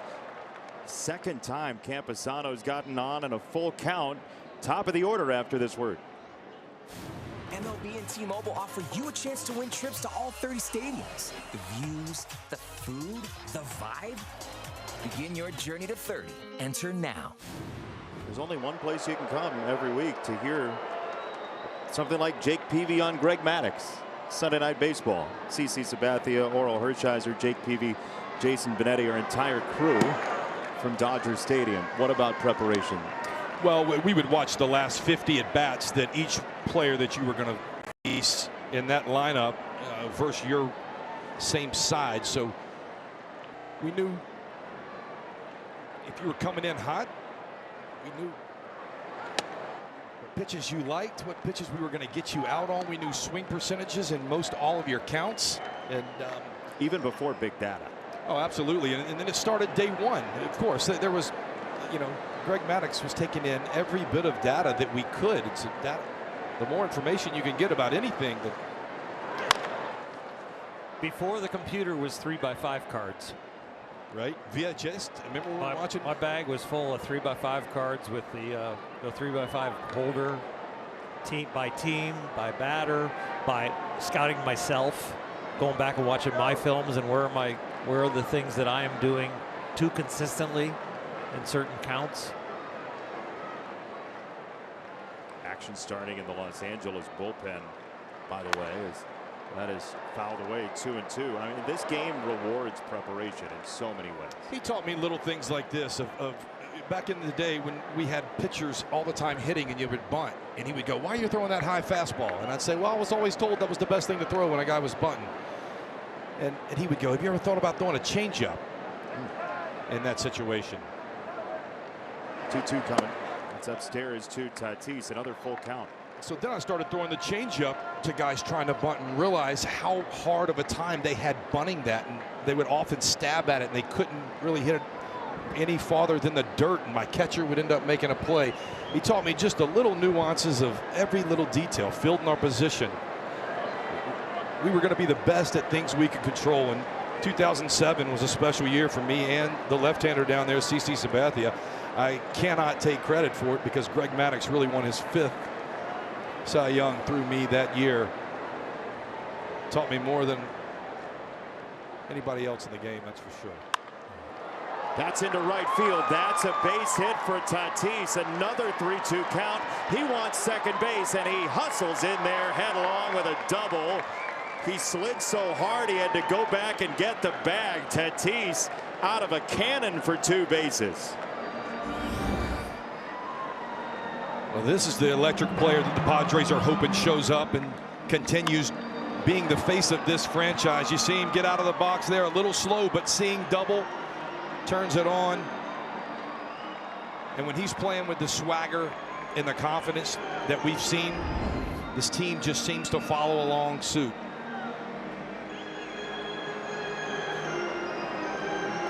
Visit from Mark Pryor right here, but what we've seen with Emmett Sheehan is early in the game, we watched him attack the zone. We watched way more strikes than balls. We saw a lot of swing and miss, but then second inning, third inning, a little of that swing and miss went away, and they're going to take him out.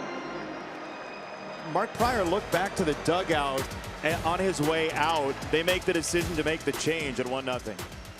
Pryor out of the bullpen for the Los Angeles Dodgers, one of their 3 left-handers, but on his way out to the mound, Mark Pryor stopped for a moment as though there was a message coming from the dugout. Oral. Well, we're speculating, and there's 2 or 3 scenarios it could be. Checking on Sheehan's health. Is there something nagging? Going to get a read on it? But when you're stopped like that and turned back, that's a call from the bullpen that there is ready and we can make a change. You don't have to go out and just stall. And now with a pinch hitter, you get another visit from Mark Pryor. Time and a half for the former Cub, among others. Miguel Andujar is going to hit for Cronenworth. So Randy Knorr, the acting manager for the Padres, the bench coach for Craig Stammen, decides to pinch hit here with one of the best 2-strike hitters the Padres have. Interesting there, you have a pitching coach making a change for the Dodgers, and then you have the bench coach pinch hitting for San Diego. It's understudy night here at Dodger Stadium. If you'll look to your playbills. Look for Andujar to be aggressive early in the count.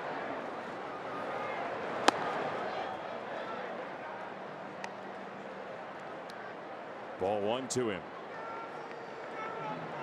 Dodgers trusting their offense to come back in this game, playing in the infield back.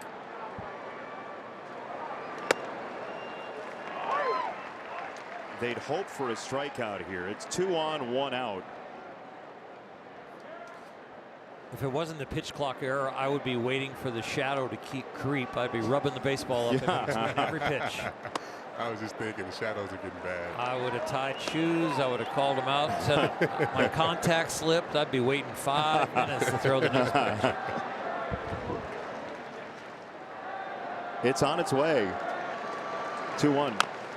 On the ground, foul a third. 2 balls, 2 strikes. So why do you wait for the shadows? You wait for the shadows because it's hard to read the spin. So where the ball starts, if you make it end up somewhere else, it's hard for the hitter to see.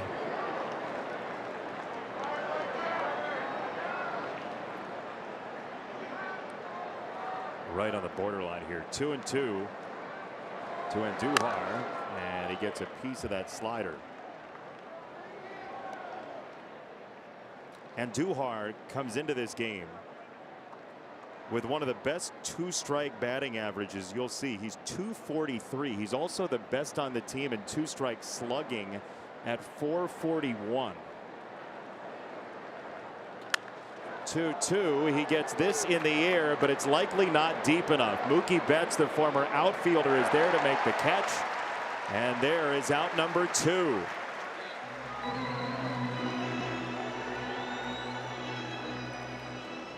CC took a page out of your book with the slider, but then went high cheese.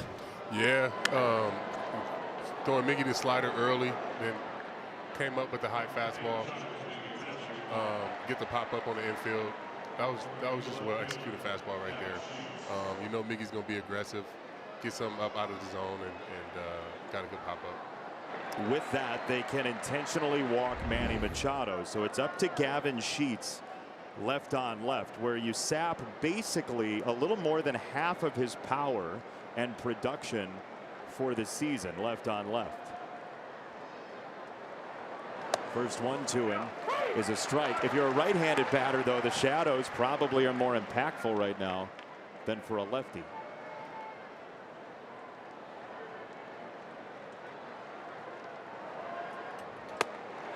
Nothing in 2. That is pinpoint to the northeast corner. CC, what do you got here? Yeah, I was about to say, he kind of got him. I mean, he can throw anything he wants right now. But I would go back to the slider. Threw slider first pitch. Good located heater right there. I'll go back to the slider right here. Something down and away. 0-2. Oh boy, fastball up and near his body. That had to have been a missed spot, yeah? That had to have been a missed spot. But I mean, if you're gonna miss, like I said, miss close to the lefties. So now he's still got a chance to be able to throw that slider again, or he can go back with the fastball. Look at the look at Sheets, like, do that again. 0-2. Another high fastball. CC, it feels like what you were saying about Garrett Anderson, like he doesn't want to get beat by a little bloop to left. Yeah, he's definitely not trying to let him get his arms extended. He doesn't want to get that slider out there where he can kind of flip it to left field. So it'll be interesting to see where he keeps going right here. Little piece of that slider. Yeah. All right, so he's seen everything now, CC, inside the pitch. What do you like here? I keep going to my slider. Yeah. 0-2 pitch. You got 0-2. You can make a good pitch. Just get it down and away from him. He's in swing mode. It's basically swung at everything you've thrown up there. Hit right at third on one sharp bounce. It is Rojas. That was daring. Bases left loaded for San Diego in the 5th.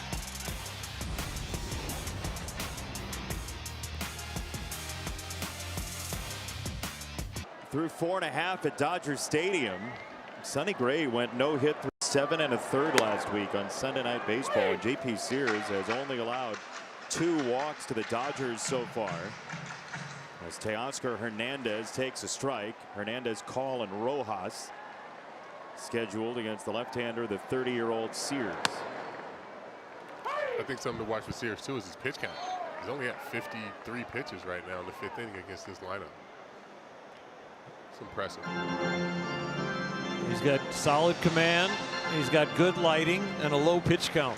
Good lighting. Good lighting. Good lighting. Don't hear that on every broadcast. 1 ball and 2 strikes. You see the shadows. You said it, right? Next time the Dodgers came up, the batter's box is fully in shadows. Yeah. Well, and Oral said something too about the spin. Pitchers, if you're wondering what to do, spin the ball. Yep. Fastball, strike 3, his 3rd strikeout. Well, you also can be late on the cheese. You can be late on the fastball when you're struggling to visually pick up the spin and you're kind of selling out to making sure it's not a changeup or a breaking ball. The fastball beats you.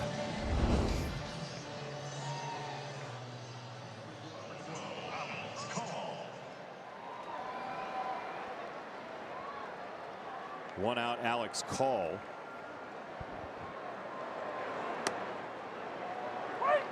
There's that sweeper. JP Sears has thrown the 2nd most left-handed sweepers in baseball since 2024. So if you want a guy who can spin it from the left-hand side, you've come to the right place.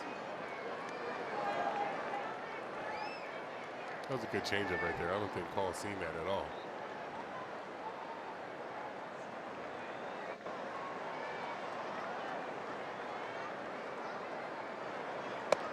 That's the view for the batter, essentially, from behind home plate, 2-1.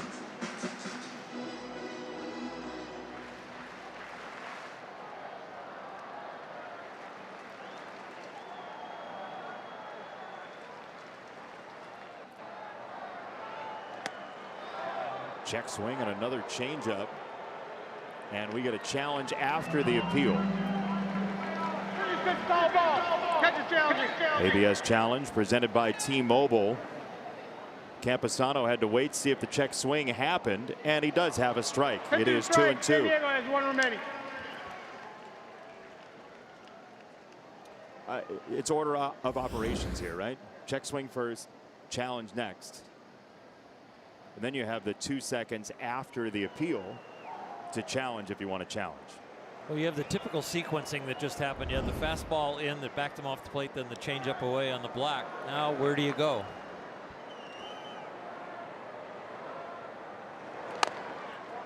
Two-two fastball. Time to batter up with FanDuel. Xander Bogaerts' 3rd plate appearance coming up in the 6th inning. Oral, I think that fastball is exactly what you're talking about. He's struggling to see the secondary stuff. He was really late on that heater. That one too. I mean, he's taking it out of Camposano's glove. Yeah, he's battling. It's hard. I mean, I'm barely seeing the ball right now down here. So he's definitely battling right now. But, or I would go back to that changeup. I mean, he check swung at it the first time. I don't think he's seen the first one. If you could throw a good one right here, I think you get a swing and miss. You go changeup. I'm going back foot breaking ball. What you got, Pete? Let's throw the heater again. Of course. It's strike 3 on a slider. What was it? Back, no. Slider, but hanging, but got away with it. I can't even see it up here, CC. Yeah, a little hanger right there. Yeah. Kind of spinning in the middle of the zone. And sometimes those hitters don't know what to do when that one's just kind of hanging and spinning like that. They wait for it to break to the back foot, and it just kind of stays in the zone like that. This is much needed for San Diego to help out a beleaguered bullpen. Those are short starts. That's been the way it's gone this year for San Diego. It's been tough to get long starts from this rotation. That's right. Earlier on, JP taking that liner off his leg has answered all the questions. He's going to be all right. The command has stayed intact, and the fastball at 95 miles an hour really playing up. Jamie Moyer's stature, but not his velocity. That's right.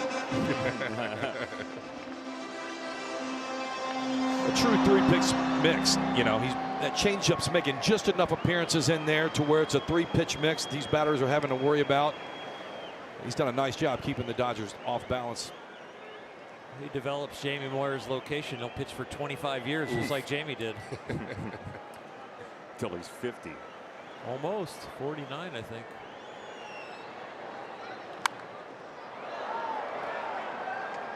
Well, that's something that's not talked about too much. Is location. We talk about power and stuff and velocity, but we don't talk a lot about late movement anymore, and we certainly don't talk about command anymore. But I know a big thing for us three. And I think it's kind of the same thing we were talking about, getting the A swing off, right? Like everybody's just trying to throw their best, whatever it is, slider, fastball, cutter, whatever, and not really worried about location. Where same thing with hitters, where they're just trying to get an A swing off and not really, you know, reading situations. Look how late he is. This is the equivalent of running through the airport to your gate, and they're just closing the door. You stop it to get in. I got it. 0-2. Fly ball right field side. Tatis on the move, and he will not have room. In 2008, when CC got traded and, you know, changed the world, he never had a gate closed on him.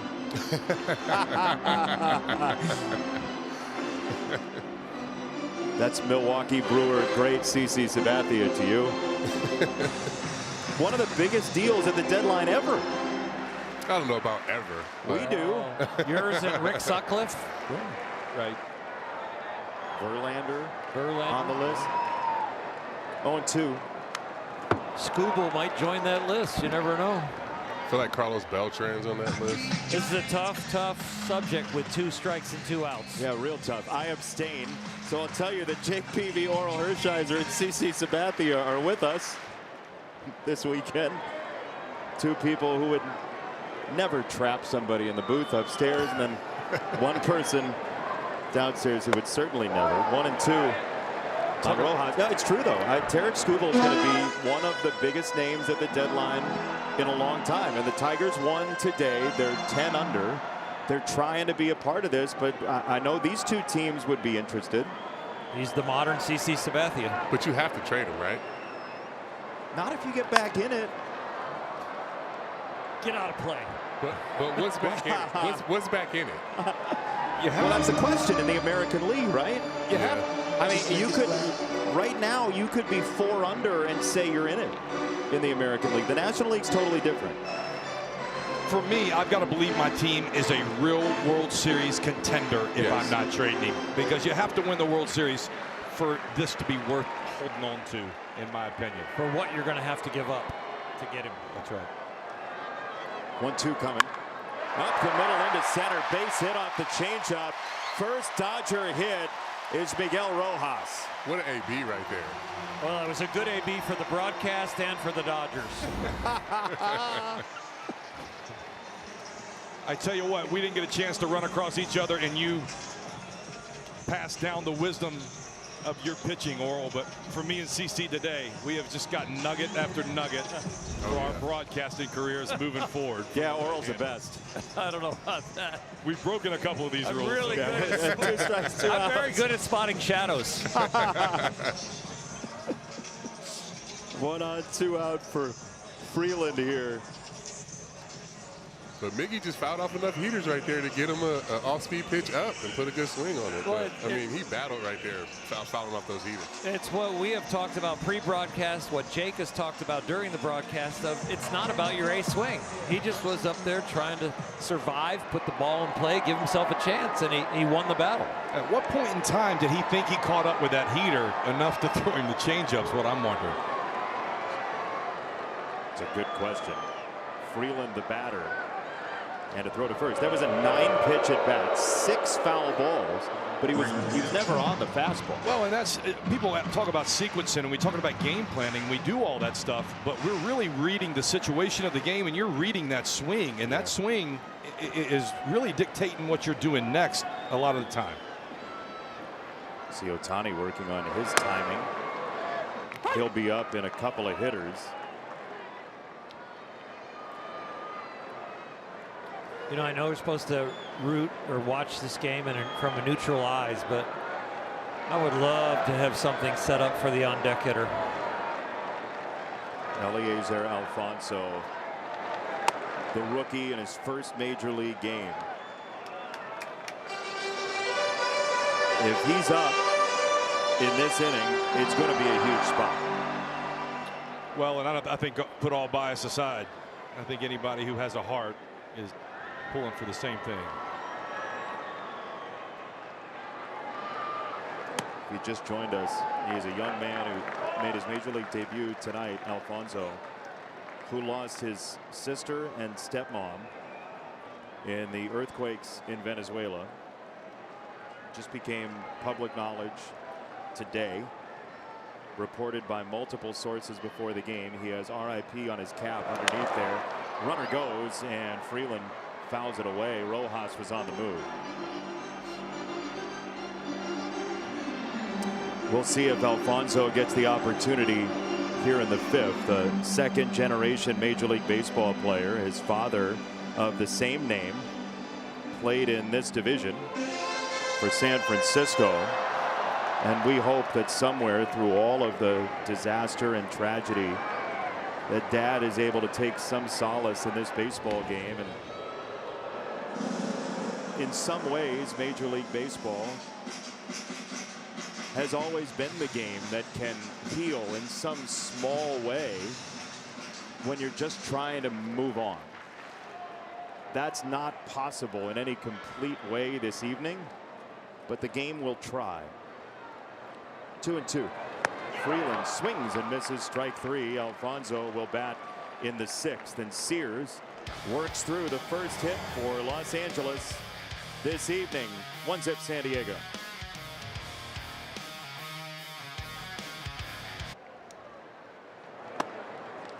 First pitch, ball 1 to Ty France to lead off the top of the 6th. 1-0 San Diego. Jackson Merrill, an RBI single, and that is all for the offense in this series finale as the Dodgers go for a 4-game sweep. CC Sabathia downstairs inside the pitch. Oral Hershiser, Jake Peavy.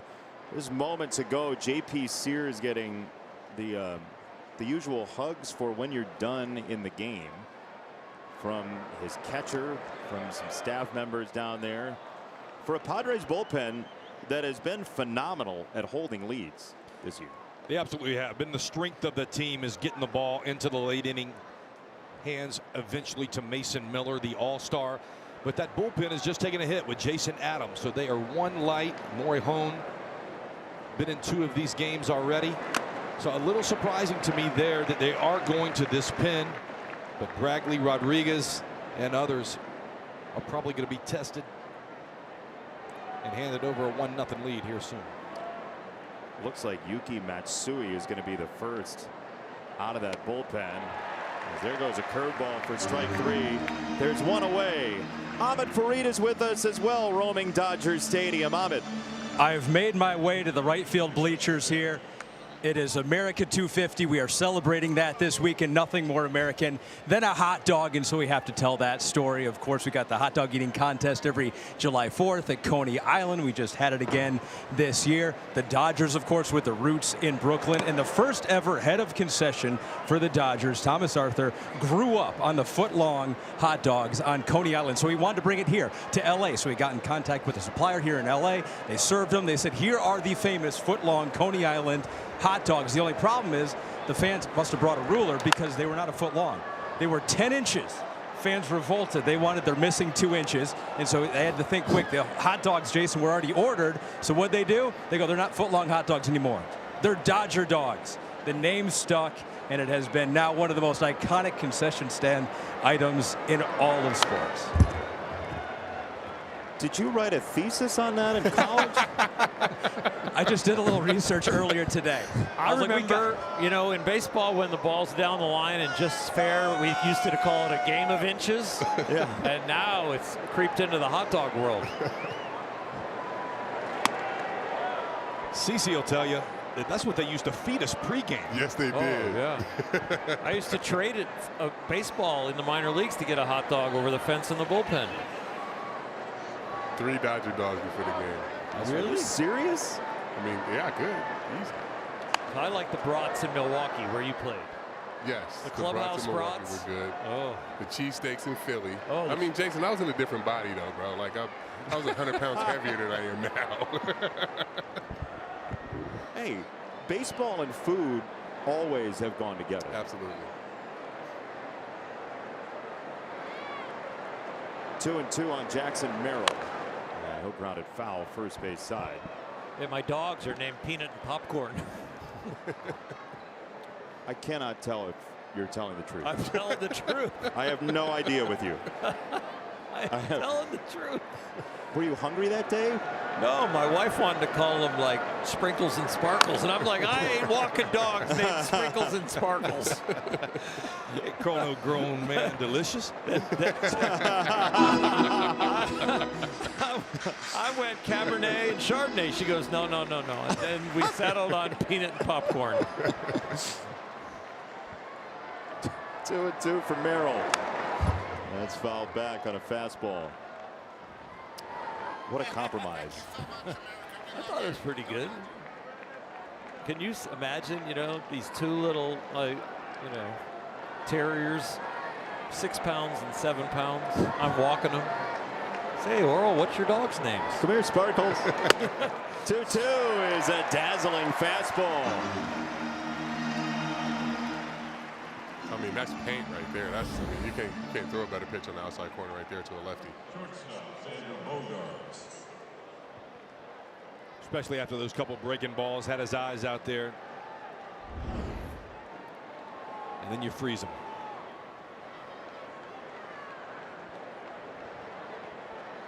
Two out for Bogarts. And ground ball to third. It's right at Rojas. And the inning's over. Still 1-0 in the series finale.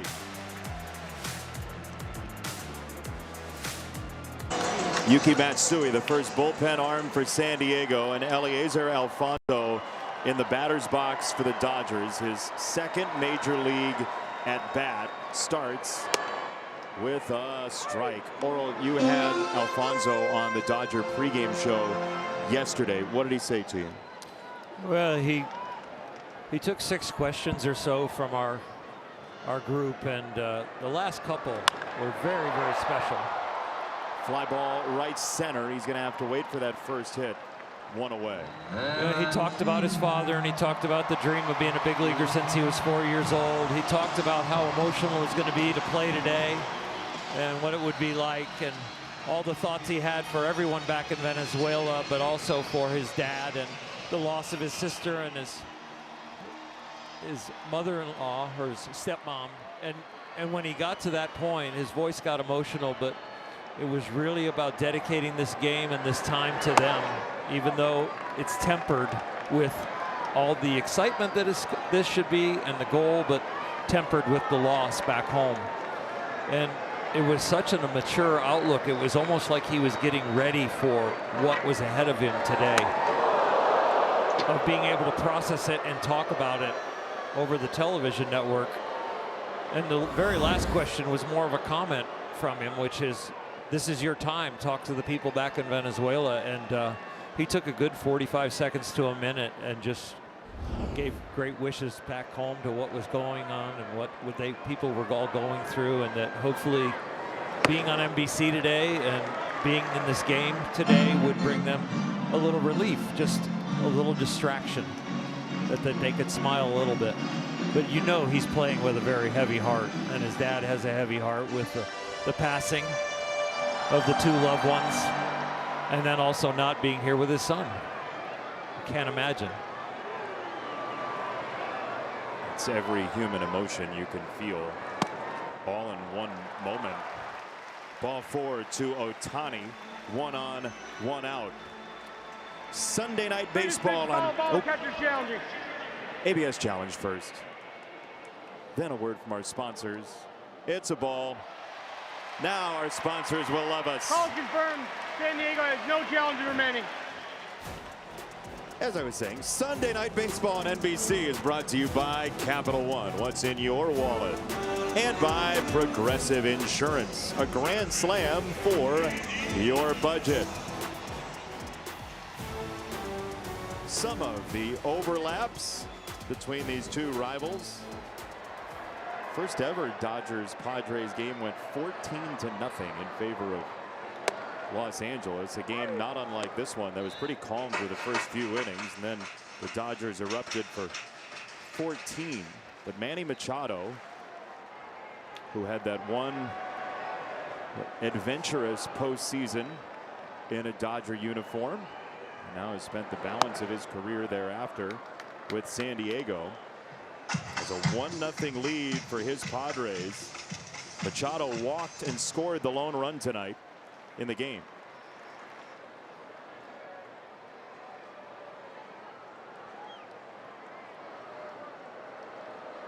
Andy Pages takes a ball that's challenged.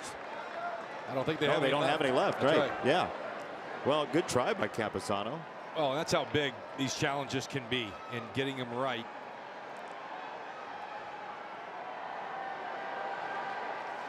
Yeah, it was a 3-0 challenge. Exhausted their last challenge available today. You could argue, honestly, in a 1-0 game, that you might want Ohtani to walk. I was just thinking the same thing. I was just thinking, yeah, just put him on. Like, you get to 3-1. I don't know. Well, you had just had a 1-2 pitch right here versus Pages, and now a 2-2 pitch coming instead of 3-1. Better be real careful right here if you're Matsui. He missed outside. Ball 4. Back-to-back walks. And Freddie Freeman's going to hit. He's not getting in counts, Peeve, that allow him to utilize that really dangerous splitter or then slider to left-handers. That's right. That's what Ruben's going to go out here and tell him right now is you certainly got to get ahead to have a chance to put these guys away. And it's going to be very interesting to see what they come up with game plan here versus Freddie. You know, they challenged Freddie in. You know that he likes to go the other way. Got to be very careful in flipping that breaking ball for a strike, and I'm sure that's what Ruben's going to remind Matsui what happened yesterday when they brought Kyle Hart in the game. This very same situation. Well, back in the 4th inning, it was the Machado walk that has burned Emmett Sheehan and the Dodgers to put him down 1-0, and now here you have 2 1-out walks that set the table for Freddie Freeman. That at bat after this word. Food in the oven but don't want to miss a pitch? Just tell Siri, set a timer for 10 minutes.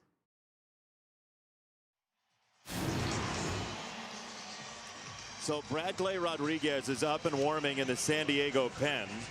Matsui has faced 3 batters, but they want left on left with Freeman. It's interesting because he's been missing arm side high, and now he's got to get the ball over the plate. This could be a mistake right away. Chant of Freddie rises at Dodger Stadium. First pitch, same deal, up and in, ball one. Just late, just trying to get too much going, the arms behind. Got to get the foot down, let stuff to happen out front.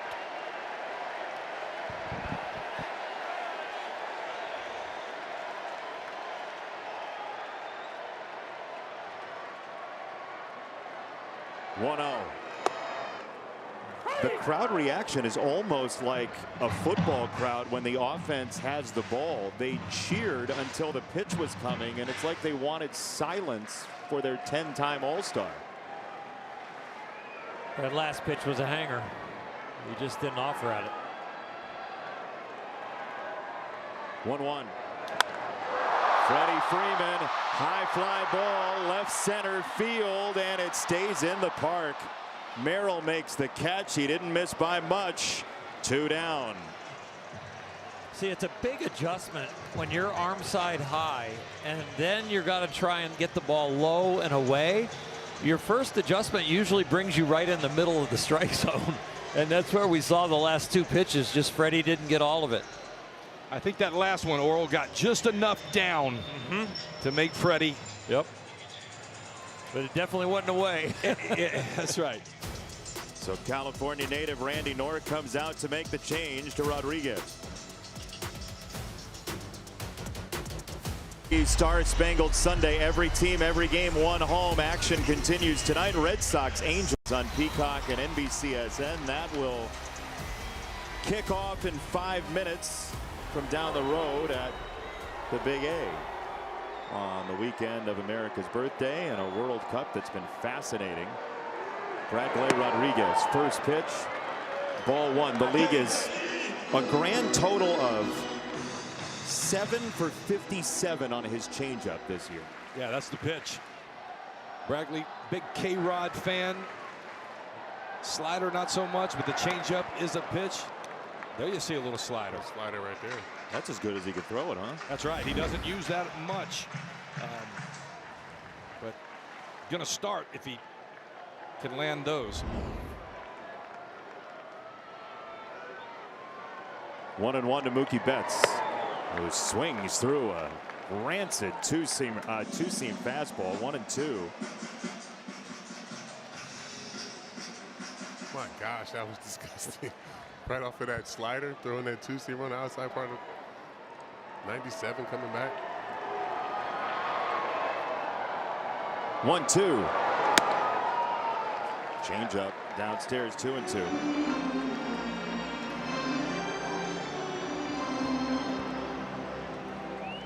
I'm throwing slider or fastball here. I'm going back to that heater. Mookie's he sees the changeup. Check swing. He somehow held up on the slider. 3-2. All right, what do you like 3-2 here, guys? If he just took that slider, I'm not throwing him a slider on the plate. I'm not throwing the changeup that he's seen. It's the fastball that CC likes for me. Yeah, it's got to be the heater. 3-2. Runners are off. Mookie Betts, fly ball, left center field. This is playable for Merrill. And again, the Padres dodge trouble.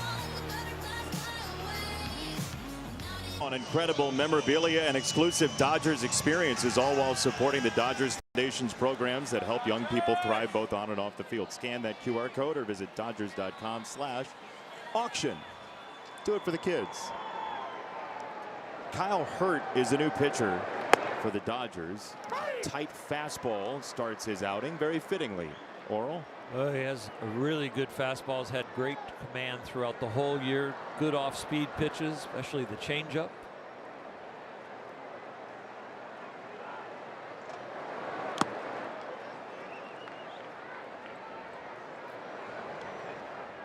Dodgers bullpen has the best chase rate of any relief corps in all of Major League Baseball.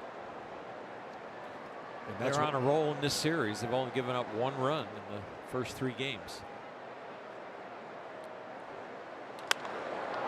That ball served down the right field line and arching to the yellow seats, foul.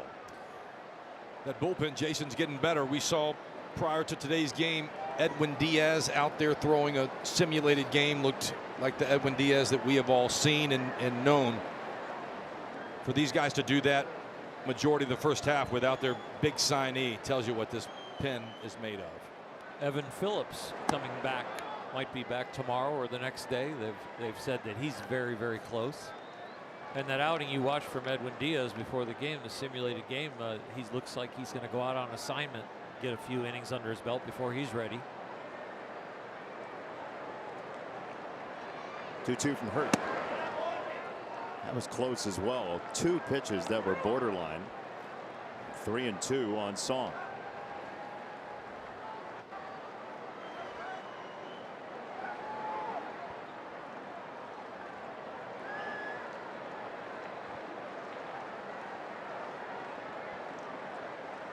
Beautiful night for baseball here at Dodger Stadium. 1-0 San Diego.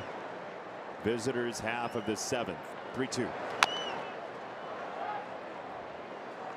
Foul into the San Diego dugout, which is less densely populated than at the first pitch of the ball game. The infield coach Ryan Goins was ejected. Craig Stammen, the manager, was ejected. Our ratings have skyrocketed in the San Diego clubhouse. 3-2. He missed ball 4. It's a walk for Song. Jordan Brand and Mookie Betts teamed up to celebrate the LA Rockstars, a youth baseball organization out of Inglewood, California, with an amazing experience around the Air Jordan 3 True Blue Cleat, a shoe that defines sneaker culture and now influencing baseball diamonds across the world. Not a whole lot of people more giving than Marcus Lynn Betts. Song is off, and he has stolen second base. His 8th in 10 tries. A great jump, and Kyle Hurt was pretty slow to the plate, so that was a tough equation to even think about throwing somebody out.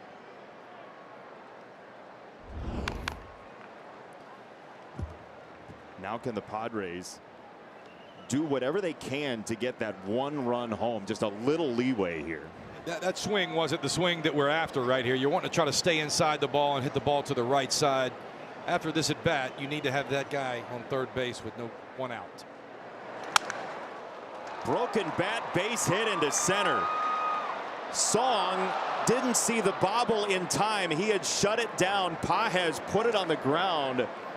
Song had stopped at third, and so it's 1st and 3rd. Nobody out. Yeah, Camposano doing enough to get this ball up the middle, and that's a huge part of having Camposano back. What he brings to the table offensively can certainly help this Padre lineup. The table set now for the man, Fernando Tatis Jr.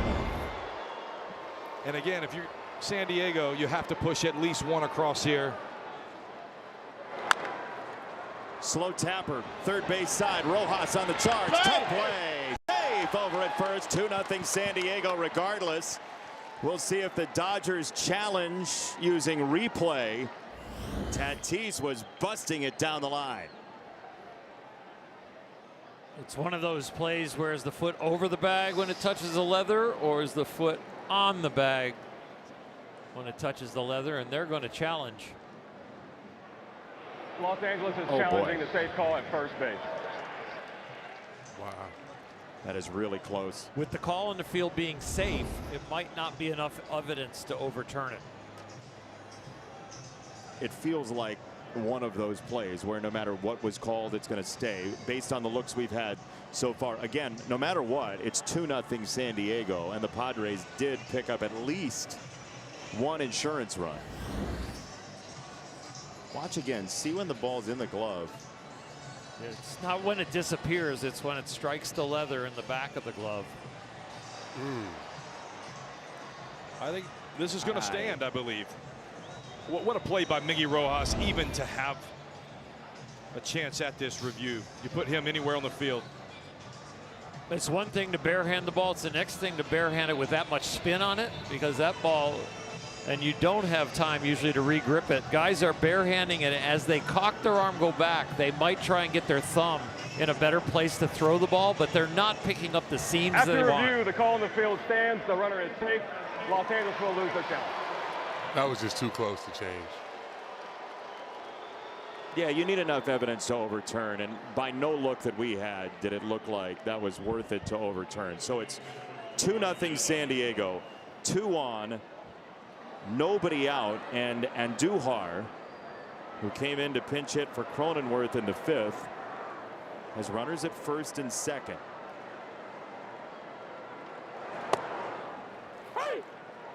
There might be some Padres fans that are like, well, wouldn't you think about maybe trying to get him over here? There's one sitting right next to you thinking that. No, swing the bat, man. I don't mind small ball, and I don't mind him swinging right here either. I understand. But for me, the Padres are so in need of a win.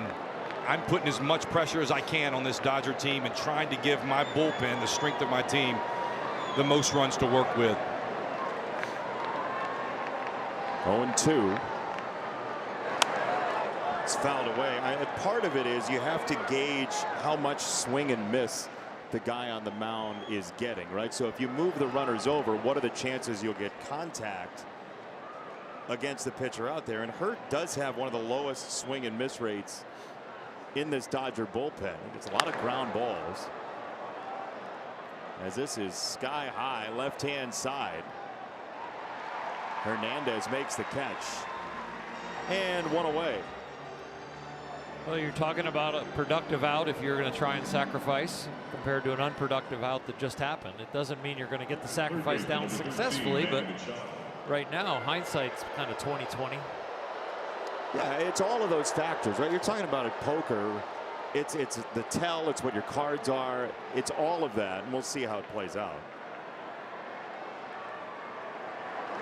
Machado takes a strike. I just like these 3 hitters coming up with Machado, Sheets, and France. You're talking about the true heart of your lineup. The thing about it is, and when you in a series have lost a 3-0 lead on a grand slam and a 6-0 lead early to a 12-7 defeat, you might think, well, why even play for 1? Why give up an out if you're going to need more than that? High fly ball center field. Pages back at the track, at the wall. It's over the top and gone. Manny Machado hammers a 2-strike pitch, and the Padres hit the jackpot. It's 5-0. That'll fix it. You want to know how the Padres are going to climb back into the postseason race? You just saw it right here. Your stars have to star. Manny Machado doing enough right there. 2-strike approach, just putting the barrel on it. That wasn't his A swing, just wanting to put the ball in play with runners in scoring position. Line drive over the center field fence, and there's that breathing room.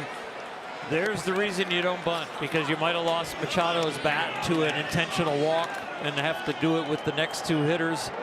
They decided not to, got hit to swing the bat, and it paid off. There's an 0-2 pitch, though, right down the middle. Yeah.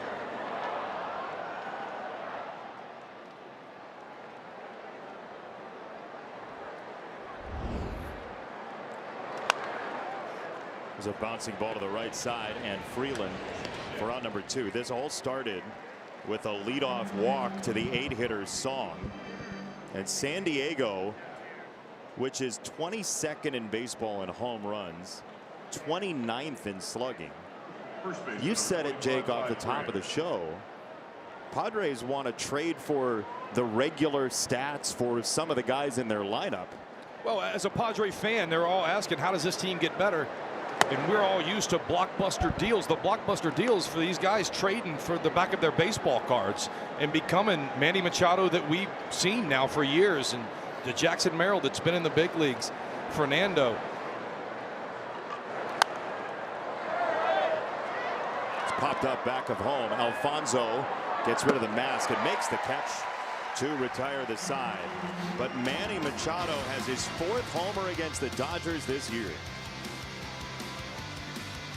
Nation's Minions and Monsters is the genius and totally true story about two minions who set out to make a movie and unwittingly unleash monsters onto the world. See Minions and Monsters only in theaters now. You a big Minion fan, Jason? I've become one very recently. Yeah? Because I'm now a Minion. Wow. I mean. Oh, that's great. Nice. Doesn't stop talking. It's a little too lifelike. Let's be honest. You got to frame that thing up. I mean, if I start singing about bananas or something, just stop me. The present for the man that has everything. Yeah, doesn't it? It looks a little too much like me. I think. Where's a baseball? Yeah. Get it and have it signed. I think it looks good.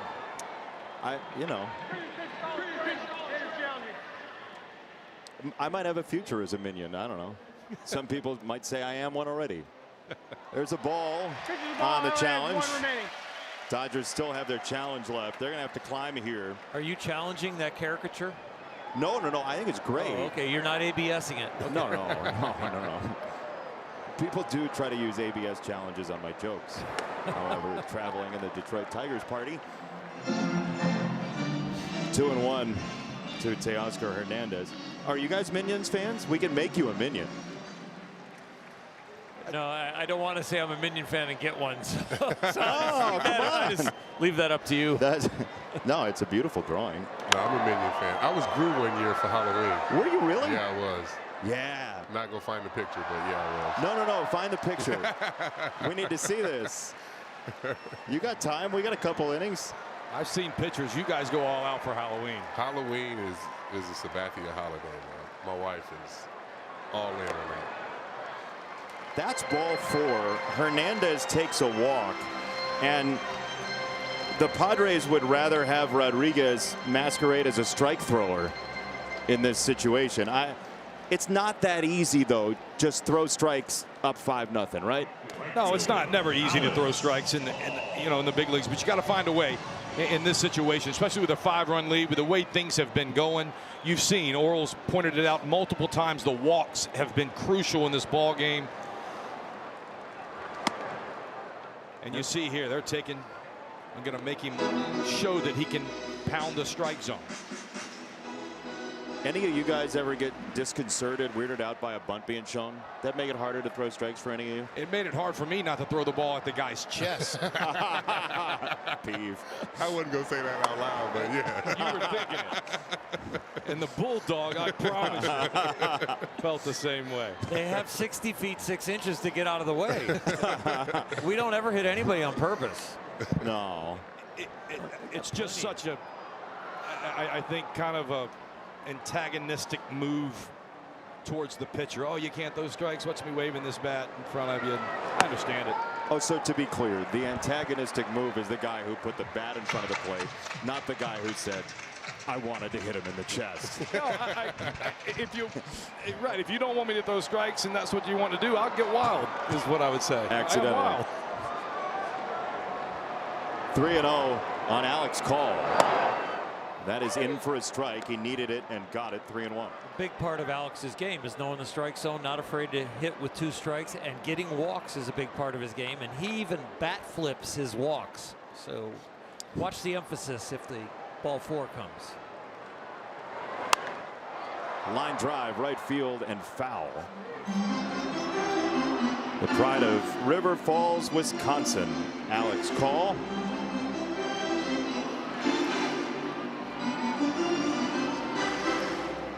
The big batter. Morejon is loosening in the Padres bullpen. He's ready. They have a bunch of lefties that they can pinch hit with in this game on the Dodgers side. Dalton Rushing, Max Muncy, Kyle Tucker. We likely will see one of them if Call reaches. 3-2. It's a fastball, and it's strike 3 for out number 1.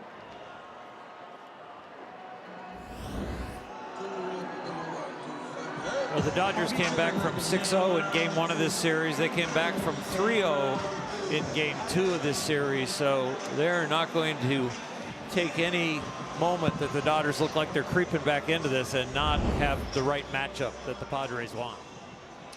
It's Kyle Tucker going to pinch hit. He gets announced. Morejon's going to come in. He's been phenomenal in getting lefties out. Randy Knorr will hand him the ball when we come back in a 5-0 game. Sunday Night Baseball on NBC is brought to you by Ford. Ready, set, Ford. By Liberty Mutual Insurance. Only pay for what you need. And by Prime. Fast, free delivery on millions of items. It's on Prime. Some of the one-run games here on Stars Spangled Sunday on NBC. The Mets survived. They gave up 6 in the 9th against Atlanta and won 10-9. That's why we can't have nice things, say Mets fans. White Sox 7-6 over Cleveland, and Eury Perez was perfect game through 5 at least we saw before we hit air. It ended up being 9-8 as Morejon is on. And his first pitch is grounded foul by Kyle Tucker. Boston, LA, the Angels on NBCSN and Peacock right now. Morejon is a ground ball machine. Yeah, he's got an incredible mix of pitches led by that sinker, getting the most balls hit on the ground. Then they got the slider and the split change off of that. Huge piece to this San Diego bullpen, all-star last year. We're talking 75 games, a 2.08 ERA last year. Yeah, that's big-time numbers. Coming off a tough start or stretch the other night, giving up a grand slam to Teoscar Hernandez right after he got that ball hit on the ground that we're talking about. Trying to do that right here. Jake Cronenworth said after that game, "That's on me. I lost that game Friday night." He was very hard on himself. Well, I don't think as a Padre fan we want the ball hit to many other people than Jake Cronenworth. An outstanding defender for his time. It's just one of those stretches that when things can go wrong, they have went wrong.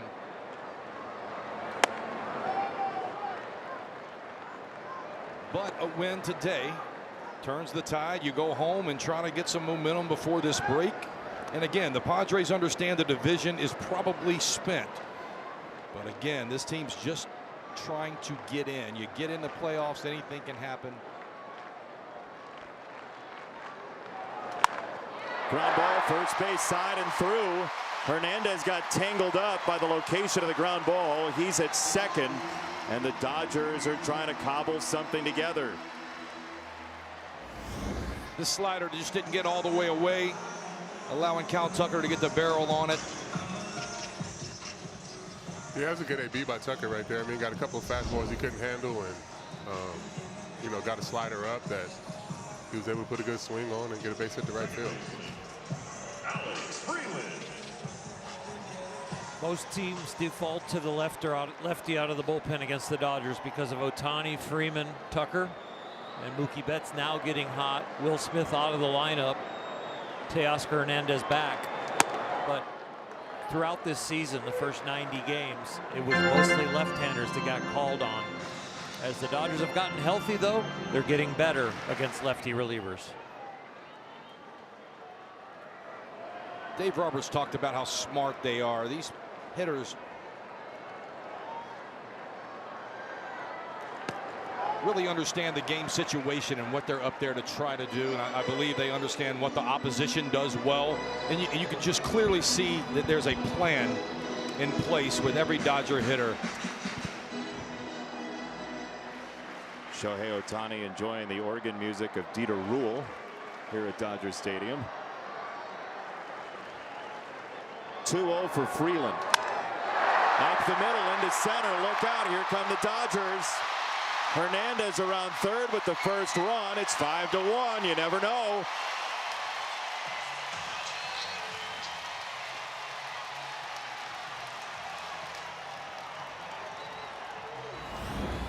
Padres built this lead with walks, a Manny Machado home run on an 0-2 pitch that was dead center, and now the Dodgers trying to build a comeback with some work with the bat.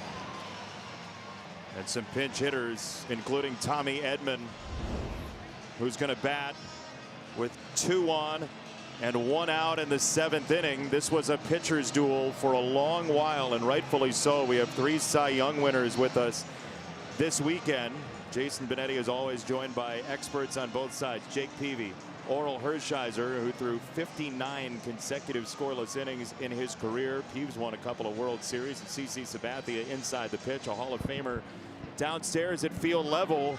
Suddenly, guys, that sort of heart of a champion that you all have felt in your careers, that the Dodgers have in spades, is coming out in a possible comeback. Yeah, I was saying during the break, I mean, you know, it's a 5-0 game and in the bottom of the 7th, and it feels like the Padres feel like it's a 1-0 game. You know, like they've seen this movie before. They don't want to go down this road again, but I mean, this Dodger team, this lineup is just so deep and the hitters are so good that you have to be playing every game like it's a 1-run game, even when you have a 5-run lead. Well, they've got they're 1 base runner away from having the tie and run to the plate, and that be Shohei Ohtani. So this game is far from over.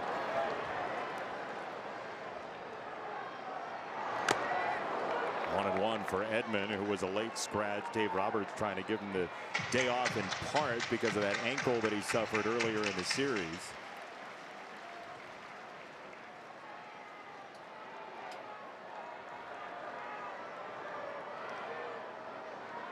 One.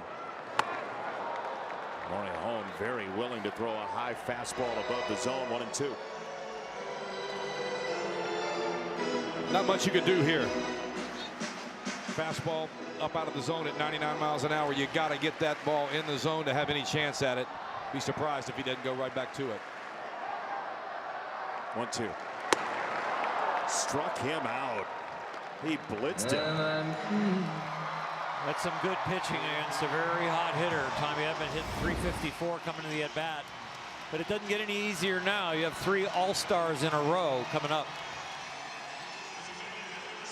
Ohtani first on his 32nd birthday.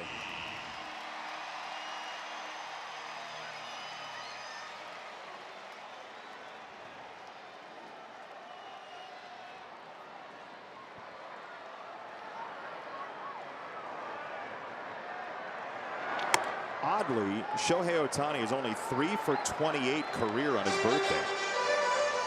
Feels like he's 100 for 90 the rest of the days. It's the rare day where you can get him out. Not on his bobblehead days. Extra dangerous. That's a strike called in the neighborhood of the outside corner.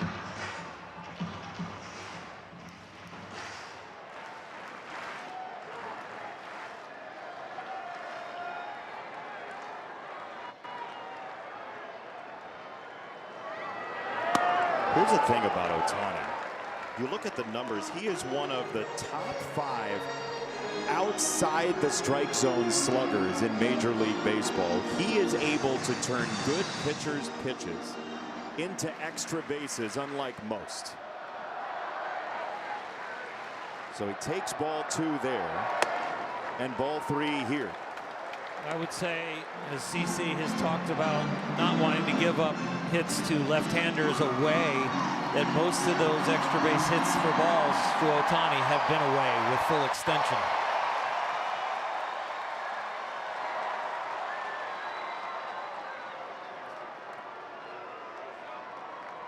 I would imagine him not wanting to flip the breaking ball in here for a strike. I think this is going to be a good fastball to hit.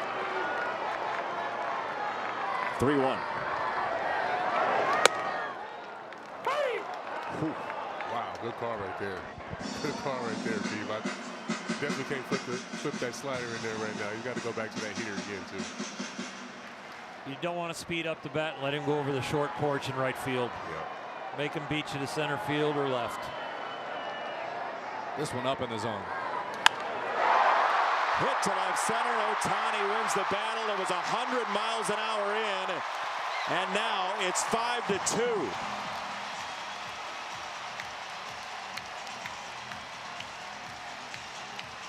Two different vibes in 2 different dugouts. On the Dodgers side, it's here we go. On the Padres side is, uh-oh, here we go again. That was like a little sinker right there. Just didn't get it in enough. But I mean, I like the pitch selection. I feel like if he would have tried to flip a slider in there, 3-run home. Shohei's likely to hit that thing up the Budweiser sign. Just really tough, like you said, to fall behind. It's really tough to do the same thing back-to-back versus a major league hitter and get him out, especially one named Shohei Ohtani. Yep. Now the first-time All-Star Andy Pages. He's a tying run. That first pitch is fouled back.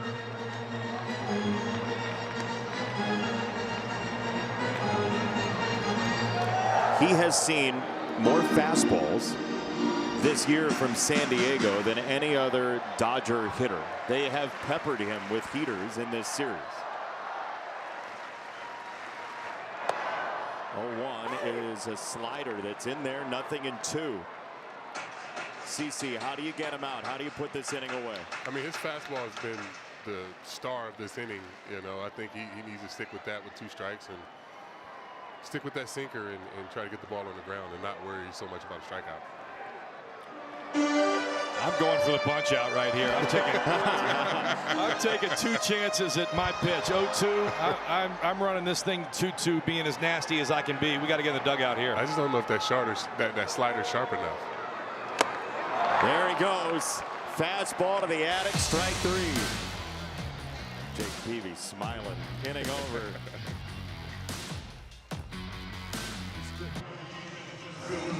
The well-traveled Paul Gervais is on to face 6, 7, and 8 in the San Diego order and try to get the Dodgers to the bat rack quickly after scoring 2 runs in the home 7th. And there you see Dalton rushing, Max Muncy, and then Tucker staying in. Your defensive changes, but that's the task for Gervais, Oral Hershiser. It is, and then the task for the offense is to get the runs in the 8th, because the 9th will be quite a challenge against Mason Miller. The one thing you did see is Mason Miller hasn't been pitching a ton in this Padres losing streak. Last night did get in the game and was a bit rusty, gave up a run with Freddie Freeman singling up the middle. It was his first outing since June the 29th for Mason Miller, and doesn't it always happen that way for managers, right? You have to get him in because he hasn't thrown. He wants to be sharp when there's a save situation, and then suddenly the next day you'd love to have a fresh Mason Miller, especially in a 4-game series. You'd rather not have the hitters see a guy. Not that that changes Mason Miller because of how hard he throws and how good he is. You know, I look, it changes anybody. Mason Miller has got as unhittable stuff as we've seen, but strike 3 to Merrill, 1 away. More on that in a moment. Coming next week, 2026 MLB All-Star Week. HBU's Swingman Classic is first. Then next weekend, the opening rounds of the MLB Draft, the All-Star Futures Game, July the 13th. You can catch the Home Run Derby, and it all culminates the 96th Midsummer Classic, Tuesday, July the 14th. We know one guy who's going to be locked in on the draft. Part of our telecast. CC. Yeah, nerve-wracking. I'm trying not to think about it. Ground ball to third. That's Muncy for out number 2. Give us the scouting report. Yeah, my son Karsten, senior, coming out of the University of Houston. So this is him at the combine. Excited to see him, you know, enter in the draft. Hopefully get a chance to be a pro, man. He's loved baseball all his life. He's got a high baseball IQ. The kid's been around the ballpark his whole life, and I'm just excited to see him on his journey, man. It's exciting, but nerve-wracking though. All power, buddy. Here's a bunt, and that's a stick in your pocket. Base hit for Song, who stole a base last time. Real quick, CC, just sell us. Pretend that we're looking to draft your son. Yeah, no, the kids, I mean, like I said, the kid grew up around Yankee Stadium. He's a high baseball IQ. He's got a lot of power, like real natural power. I would love to try to face him, to be honest. My arm was healthy enough, but he's got a lot of power, and just like I said, I mean, he loves the game and excited to be around it. So hopefully somebody gives him a shot to be a pro. Watching that clip, I would draft him. We need to get you in the draft room then. There goes Song again. You figured he was going to try to. He already stole one. It's a different combination with rushing in, but a great pitch to steal on for Song. I have talked to some scouts, CC, and other than tools, he has the sixth tool, which is a high character individual. So I think he'd be a great pro. That's all his mom. I can't take no credit. Amber is high character, but I tell you what, you do have somebody in a Padres draft room. That's been one of the neatest part of working with the Padres is being around the scouting department. I'm gonna be in there pulling for him, my friend. Let's go, Pete. I love it. See, Sunday Night Baseball brings you great baseball conversation and gets your son drafted. I mean, what other show? Yep. Commissioner's office is on the phone about tampering. Yeah. Yes, sir. That's yes, great. sir. Yeah, I'll talk to Jake. If you don't think a Sabathia raised child would not be good for your organization and to give a chance to win, you just don't know baseball. Like he said, raised around the game and his IQ's through the roof. No, I tell people that, you know, most kids grow up going to the park, right, to play baseball. This kid got a chance to go to Yankee Stadium every day and learn from, you know, the guys around there. So excited, like I said, he had a good year at Houston, and just excited to see him, you know, become a pro and do this every day, because this is what he really, really, truly loves to do. Happy for you. We will be rooting for the family over the weekend, and the draft coming up. 2-2 on Camposano. Song at second. And Camposano hits it in the air for left center field. Pages is underneath. He makes the catch. Padres have to find 6 outs at Dodger Stadium. Play Ball is baseball's global youth initiative to highlight the fun and accessible ways to play our great game. To learn more, including how to find a league near you, scan the QR code, go to playball.org, and follow at Playball on X, Facebook, and Instagram. Strike one from Morejon to Freddie Freeman, who's 0 for 3 with a line out to left, a double play ground ball, and a fly out. He guides that fastball foul. Morejon just reached back to finish off that bottom of the 7th inning, and he's throwing a strong fastball in his second time up in the game. 0-2. Freeman hits it on the ground, second base to the backhand side for Song, and he smoothly handles out number 1. The Dodgers are going for entry to the three-peat club.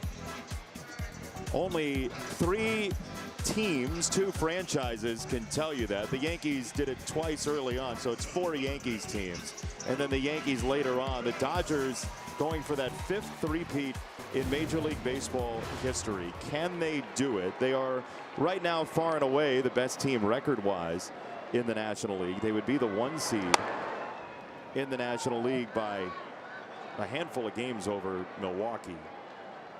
Brewers at 54-33 entering play today. Dodgers 59-31.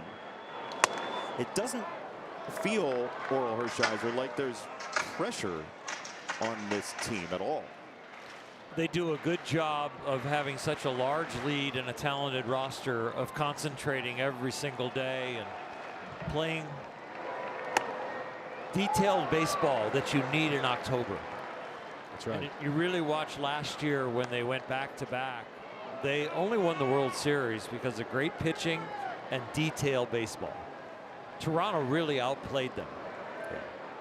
But when it came to the minutia of the game in the moments, the Dodgers won those moments.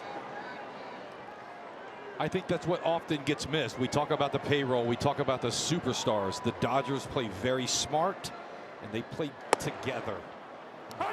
You know, the name on the front of the uniform is more important than the name on the back of the uniform, and that is something that the organization has built. Andrew Friedman in the front office, even the ownership group, and then Dave Roberts and the coaching staff. And the main thing I would say about the culture with the Los Angeles Dodgers is that there are no sympathetic ears in the organization. If someone is upset about something, or someone doesn't like or think they've gotten a fair shake, or not understanding their role, they can go nowhere and find a sympathetic ear.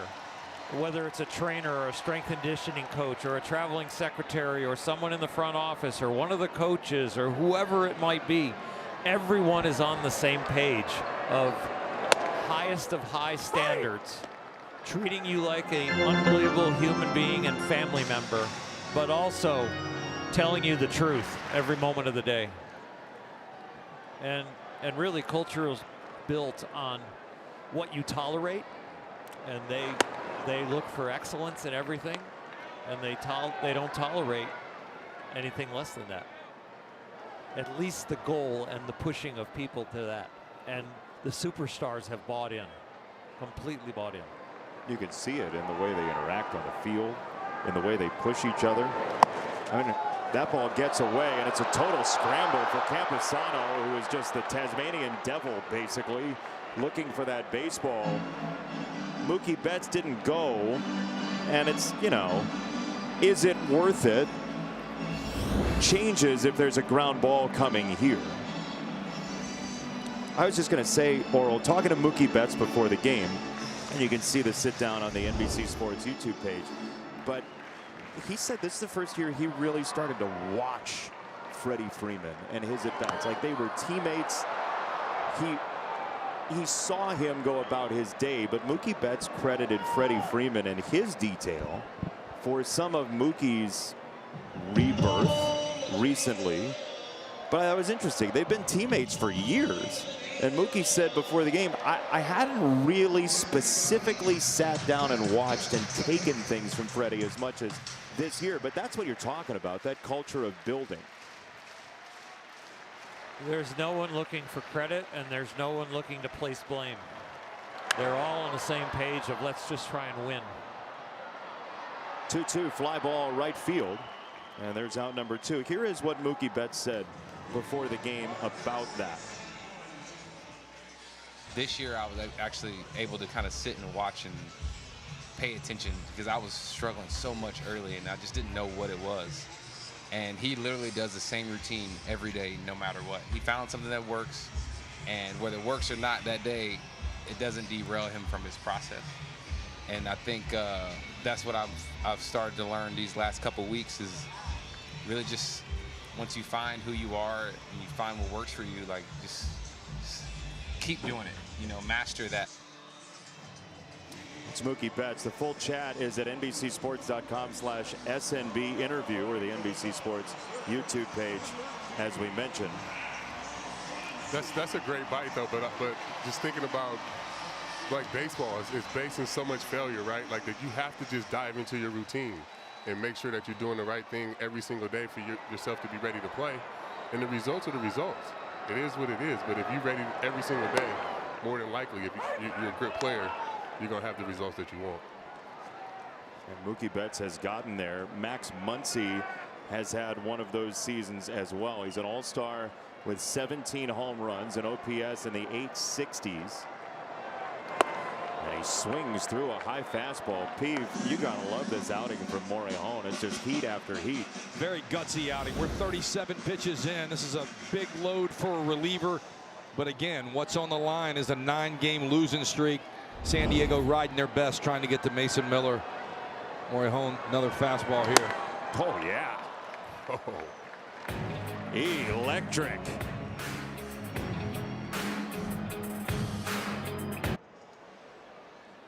Score big on authentic gear at MLBshop.com. Official jerseys, memorabilia, hats, and hoodies. We got the season covered. Scan that QR code, MLBshop.com, the official source for your favorite team gear. What a night here at Dodger Stadium. The Padres 4 runs in the 7th, looking for their first win in this 4-game series. As that ends up through the left side, base hit for Tatis. He's on for the 3rd straight time. He makes this Padre team go. Yeah, he does. This guy was the face of baseball a few years ago. Hadn't quite found the power stroke, but him getting on, and I tell you what's been the most impressive thing, playing all over the diamond, moving into the infield, picking up the team in the absence of Jake Cronenworth. But his energy is what will drive these Padres forward in the second half. How about Freddie Freeman's pick over there at first base? That was nasty. Watched him before the game work on that about 100 times. Somewhere Anthony Rizzo is grumbling in an airport bar about how first basemen are underrated. I was with you when you said airport, then you dropped the bar part. Yeah, I saw. Just because that's where the TV is. No, that's right. What are you gonna grumble at a bookstore? Yeah, exactly. You don't grumble at a bookstore. Tatis is off. Throw down to second is wide. He got a great jump. And it was another tremendous pitch to steal on. This is the player he is. He's a complete 5-tool player. Has the wheels. Turns a single into a double. With nobody out in the inning, now you're trying to get him over, get him in.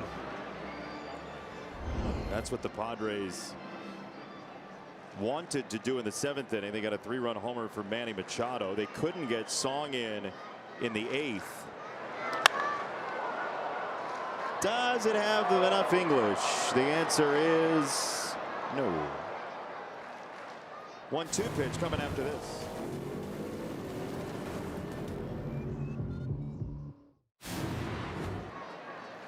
Runner at second is Tatis. Nobody out. 9th inning. Padres trying to get a little more cushion for Mason Miller.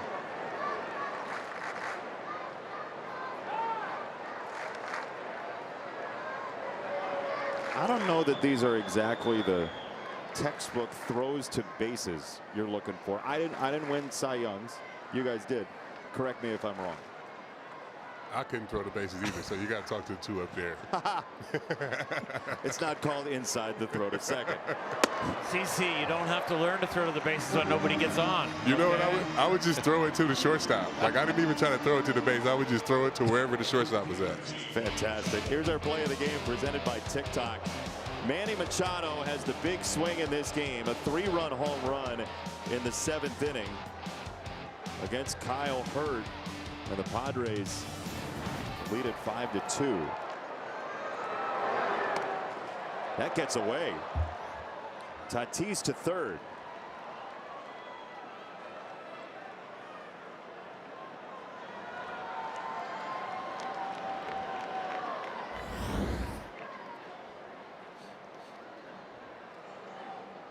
Likely a pass ball, I'd imagine. Yeah, Dalton Rushing's going to tell you that he should have caught that. Gervais on the mound is going to say, I shouldn't have thrown a backup pitch that fooled you. They do call it a wild pitch. Infield now in with that.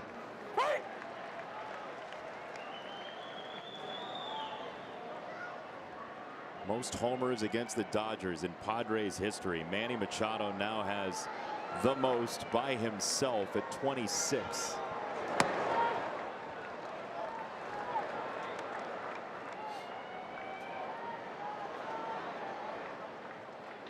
They have just changed it to a pass ball. For those of you keeping score. That was a nice pick by Rushing. 3-1. Well, the modern culture now is to have the catchers as low as possible for framing and for bringing the glove up, starting it low. And you can watch with Rushing, he drops his glove onto the dirt before the ball comes in. So his glove is always moving up towards the strike zone. It would have drove me crazy, guys. Very same. I was just going to ask you how you felt about that. My eyes were very critical for me being able to hit the spot and really focusing in on where that catcher was asking for the ball. I didn't throw to the glove, but I wanted the glove in the spot that I was trying to hit. Right? Yeah. You could have learned otherwise. Probably, like, you would have learned it if that was the catcher's way of going about the business back then, right? No, I don't think so. I would have told my catcher what to do. Once the resume's big enough, you get to instruct your catcher. Oh, for sure. I just mean if But you at were the growing beginning? up, I hear players from a different era say, you know, if I were playing now, I don't know that I would have been able to deal with it. But you guys are such high-level athletes and high intelligence. Like I think you'd have figured it out. I certainly would have adapted. The biggest problem I have with the catching today is this one knee with a runner on third base, because when you get 2 strikes, you've got to throw the ball in the dirt. And I can go back and show you many times this year. Runner goes from first. Machado takes second on a walk-in. You were saying? just saying right here, I understand the one knee in the stealing of strikes, and that's a big part of today's game. When you have a runner at third base, you have to be able to keep the ball in front of you. And I've got to know that you're, as a catcher, ready to do that and me throw the ball in the dirt. And I just don't think you're as agile. Little tapper third base. Muncy on the charge. Throws to first. Tatis thought about leaving third, then shut it down. There are 2 out. With Mason Miller in the bullpen, if he comes in, that run on third is so valuable, and Max Muncy was not going to throw the ball to first if there would have been break, and he even gave a glance back at Tatis to make sure before he threw it over to first.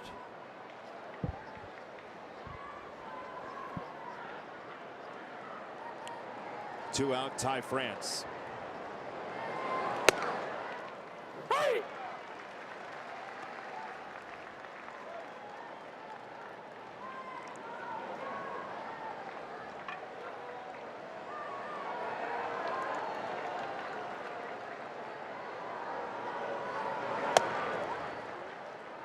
Ball and a strike on France. The Dodgers in the home ninth will have Tucker, Freeland, and Rushing 7, 8, and 9 in this order after a couple of pinch hit chances. 1-1. 2 balls and a strike on France. Ty France has been a great signing by A.J. Preller and staff. Really has been a critical part on the offensive side of the ball. As good of a player as we've had, and then great defender at first base. This fly ball should end the inning. Pages in center makes the catch. It's a 3-run game. One of the best closers in baseball walks out of the bullpen door next. Mason Miller comes in out of the bullpen for San Diego. He's one of the hardest throwers. He is perfect in saves. His ERA just touched 1 yesterday, and he is our high performance presented by Sage. You talk about swing and miss, just volcanic stuff. It is a top 6 strikeout percentage before the All-Star break since 1933, the year of the first All-Star game. Jake Peavy, you've seen him all year. You watch him along with the Padres. What is the sneaky most important thing that Mason Miller does? Well, his command. This guy not only has big time stuff, but he has command of both of his pitches, the fastball and the slider. The slider is, for me, better than the fastball. It's as sharp and it's as well located as any in the league. He's also working on a changeup. Just what he needs, another weapon. First pitch, ball 1 to Tucker. Like I said, he came in this game last night and was a little bit rusty. It was not the command that we're normally seeing from number 22.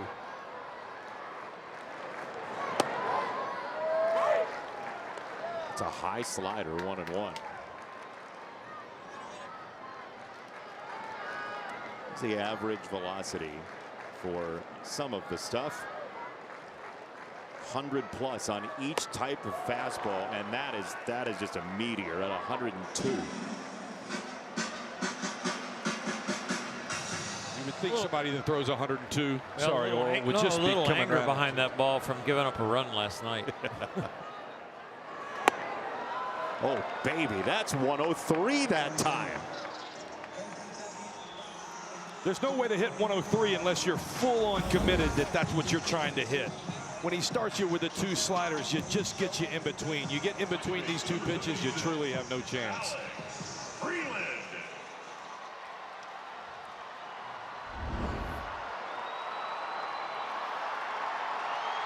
One down for Freeland. CC, what was the hardest ball you ever threw? 99, 100. But I'm just sitting down here like he is throwing fuel from this field level, and it looks like he's like throwing from the grass. Like it looks like he's coming down off the mound and like letting the ball go on the grass. It's fun to watch from down here. We have an ABS challenge presented by T-Mobile. It is a strike, so the Dodgers are out of challenges as well. No challenge remaining. No challenges left in the game. Don't blame Freeland. No, you got two right there.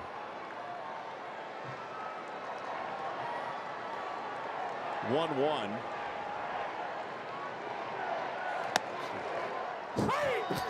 I mean, you're sitting down there. This is ridiculous, man.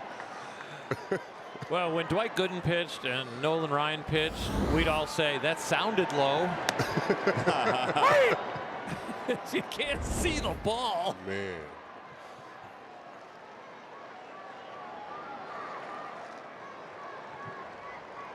He's ready for 1 and 2. Is Freeland. He spun him a slider. Good slider right there out of the zone. You see that Mason Miller has command of that when he wants to throw it out of the zone.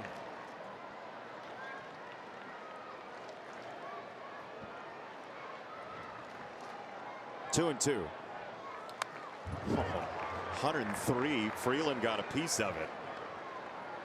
If every pitcher was Mason Miller, baseball would not be popular. Why would you come to the ballpark? This makes the game popular because he's a rarity. Yeah. But you've got to be able to have some offense for people to come to the park. You don't want to see foul pop-ups all night, Oral? I mean, that's riveting. I mean, yes, a 1-0 game is great drama and great baseball, but at some point there does need to be some runs and some excitement. Oral, his excitement is him entering the game. Yeah. In San Diego, I never thought I would see an entrance that matched Trevor Hoffman's. But Mason Miller entering the game to Korn is that excitement that Trevor Hoffman was coming into Hell's Bells. If he was a starter, he'd need 9 walk-up songs. 3 and 2. Fly ball left field. Out number 2. Swing by at Capital One Cafe. Part bank, part cafe, all in one convenient and welcoming space. Capital One cafes are open 7 days a week. Visit CapitalOne.com/local to learn more. What's in your wallet? Jace Bowen squeezes out number 2 for San Diego. 1 out to get. Dalton rushing. Ball 1.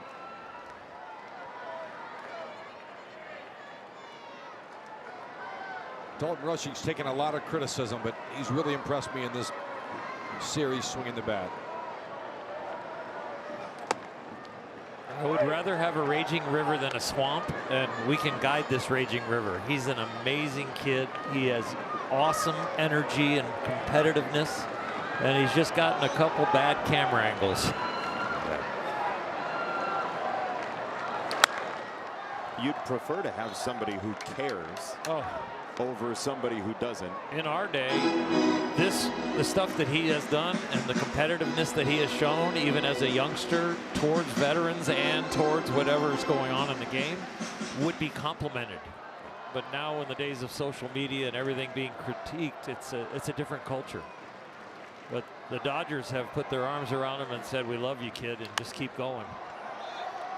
He fouls away a slider. 1 and 2 on Rushing. 2 out, bases clear. San Diego trying to break an 8-game losing streak. You see what type of hitter he is here. He saw the changeup that Mason Miller's featuring 2 strikes ago. Fouled that off. Fouled the slider off. Fastball here. Fly ball straight away. Jackson Merrill is underneath, and the Padres win the finale against the Dodgers. 5-2 at Dodger Stadium and avoid a sweep at the hands of Los Angeles. Manny Machado's 3-run homer is the big blow, and San Diego, whose manager Craig Stammen got ejected 4 pitches in, gets a victory for California native Randy Knorr as the bench coach, and Manny Machado having a little fun with Gavin Sheets and with the Dodgers today in a 5-2 final. Well, the story is what you said, Jake. If they get good starting pitching and they play like the back of their baseball cards, they've got a chance to get into the playoffs and make a run at this. Yeah, all of San Diego is excelling now, but the losing streak is over. You're seeing a positive start from J.P. Sears. Hopefully 1 more to go before the break, but this team's headed home for a week versus Arizona and Toronto to get this thing back kind of righted, make that second half run. look, this is a San Diego team that before this 13-25 stretch was in first place. On May the 18th, they were in first. And I know that's only a month and a half in. That's why you play 162. When they're fully healthy or anything close to it, I don't know that teams in the National League are going to want to play them, especially in a short series. Well, you see what they're capable of. They came right in here the first game and had a 6-0 lead. They blew a 3-0 lead late in the game 2 nights ago. This series easily could have turned out to them thinking they could win 3 or 4, or were in position to do that. The last time they played in San Diego, same thing. So this team's not scared of what's ahead of them. They just believe exactly what we've talked about. Just got to find a way in the playoffs, and they can show up and beat anybody on any given day. Ahmed Fareed is downstairs with Manny Machado, who hit the big 3-run homer. Ahmed, take it away. Yeah, biggest swing of the game. So Manny, first pitch, called strike on a slider. Second pitch, called strike on a fastball. What are you thinking before pitch number 3? Well, it was tough to see in that whole at bat. I mean, kind of figured that he was going to throw me that first pitch slider. Couldn't really see it. And another heater, couldn't really see it. So at that point, I was just like, all right, let's see something up and just be short to it. It's probably my best swing of the year. Have you ever been a part of a game where you lost your manager on pitch 3, and did that change anything for you guys? Yes, I have, and yeah, I mean, I think at this point of the year, you kind of want to change something up, right? We were on a nice little losing streak, so anything to fire up the boys and get the guys going, and I think it did that. We had JP go out there and throwing no hit through 5 and throwing the ball well. We gave him a run to go out there and keep attacking, and obviously later in the game we got some more runs in, so. Yeah, definitely fired up the boys. You made history tonight. Do you have any idea what that is? No idea. You now have the most home runs of any Padre ever against the Dodgers, one more than Dave Winfield. Your reaction? Oh, wow. I mean, I've been here a long time. Birthday tomorrow, too, so getting a little older and been around for a little bit. So, yeah, I mean, we love playing here.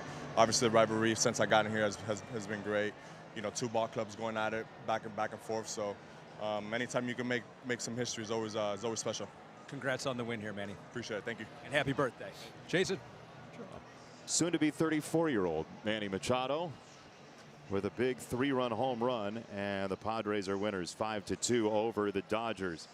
Here's a special 4th of July weekend edition of Peacock Picks of the Week. Celebrate all the natural wonders of the USA with the new special, The Americas. A wild 250th. Then relive the original summer blockbuster with Jaws, now streaming. You're going to need a bigger boat. And catch every match of the FIFA World Cup live in Spanish on Peacock. 5-2 your final score. The Padres beat the Dodgers. Star Spangled Sunday concludes with the Red Sox against the Angels right now on Peacock and NBCSN.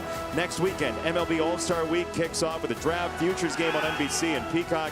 And so for our entire marvelous crew, our producer Matt Borzello, our director Corey Newmy, who's still thrilled Norway beat Brazil. For Jake Peavy, Oral Hershiser, CC Sabathia, and Ahmed Fareed, I'm Jason Benetti. You've been watching Sunday Night Baseball on NBC, presented by Capital One, part of Star Spangled Sunday, presented by Ford. Good night.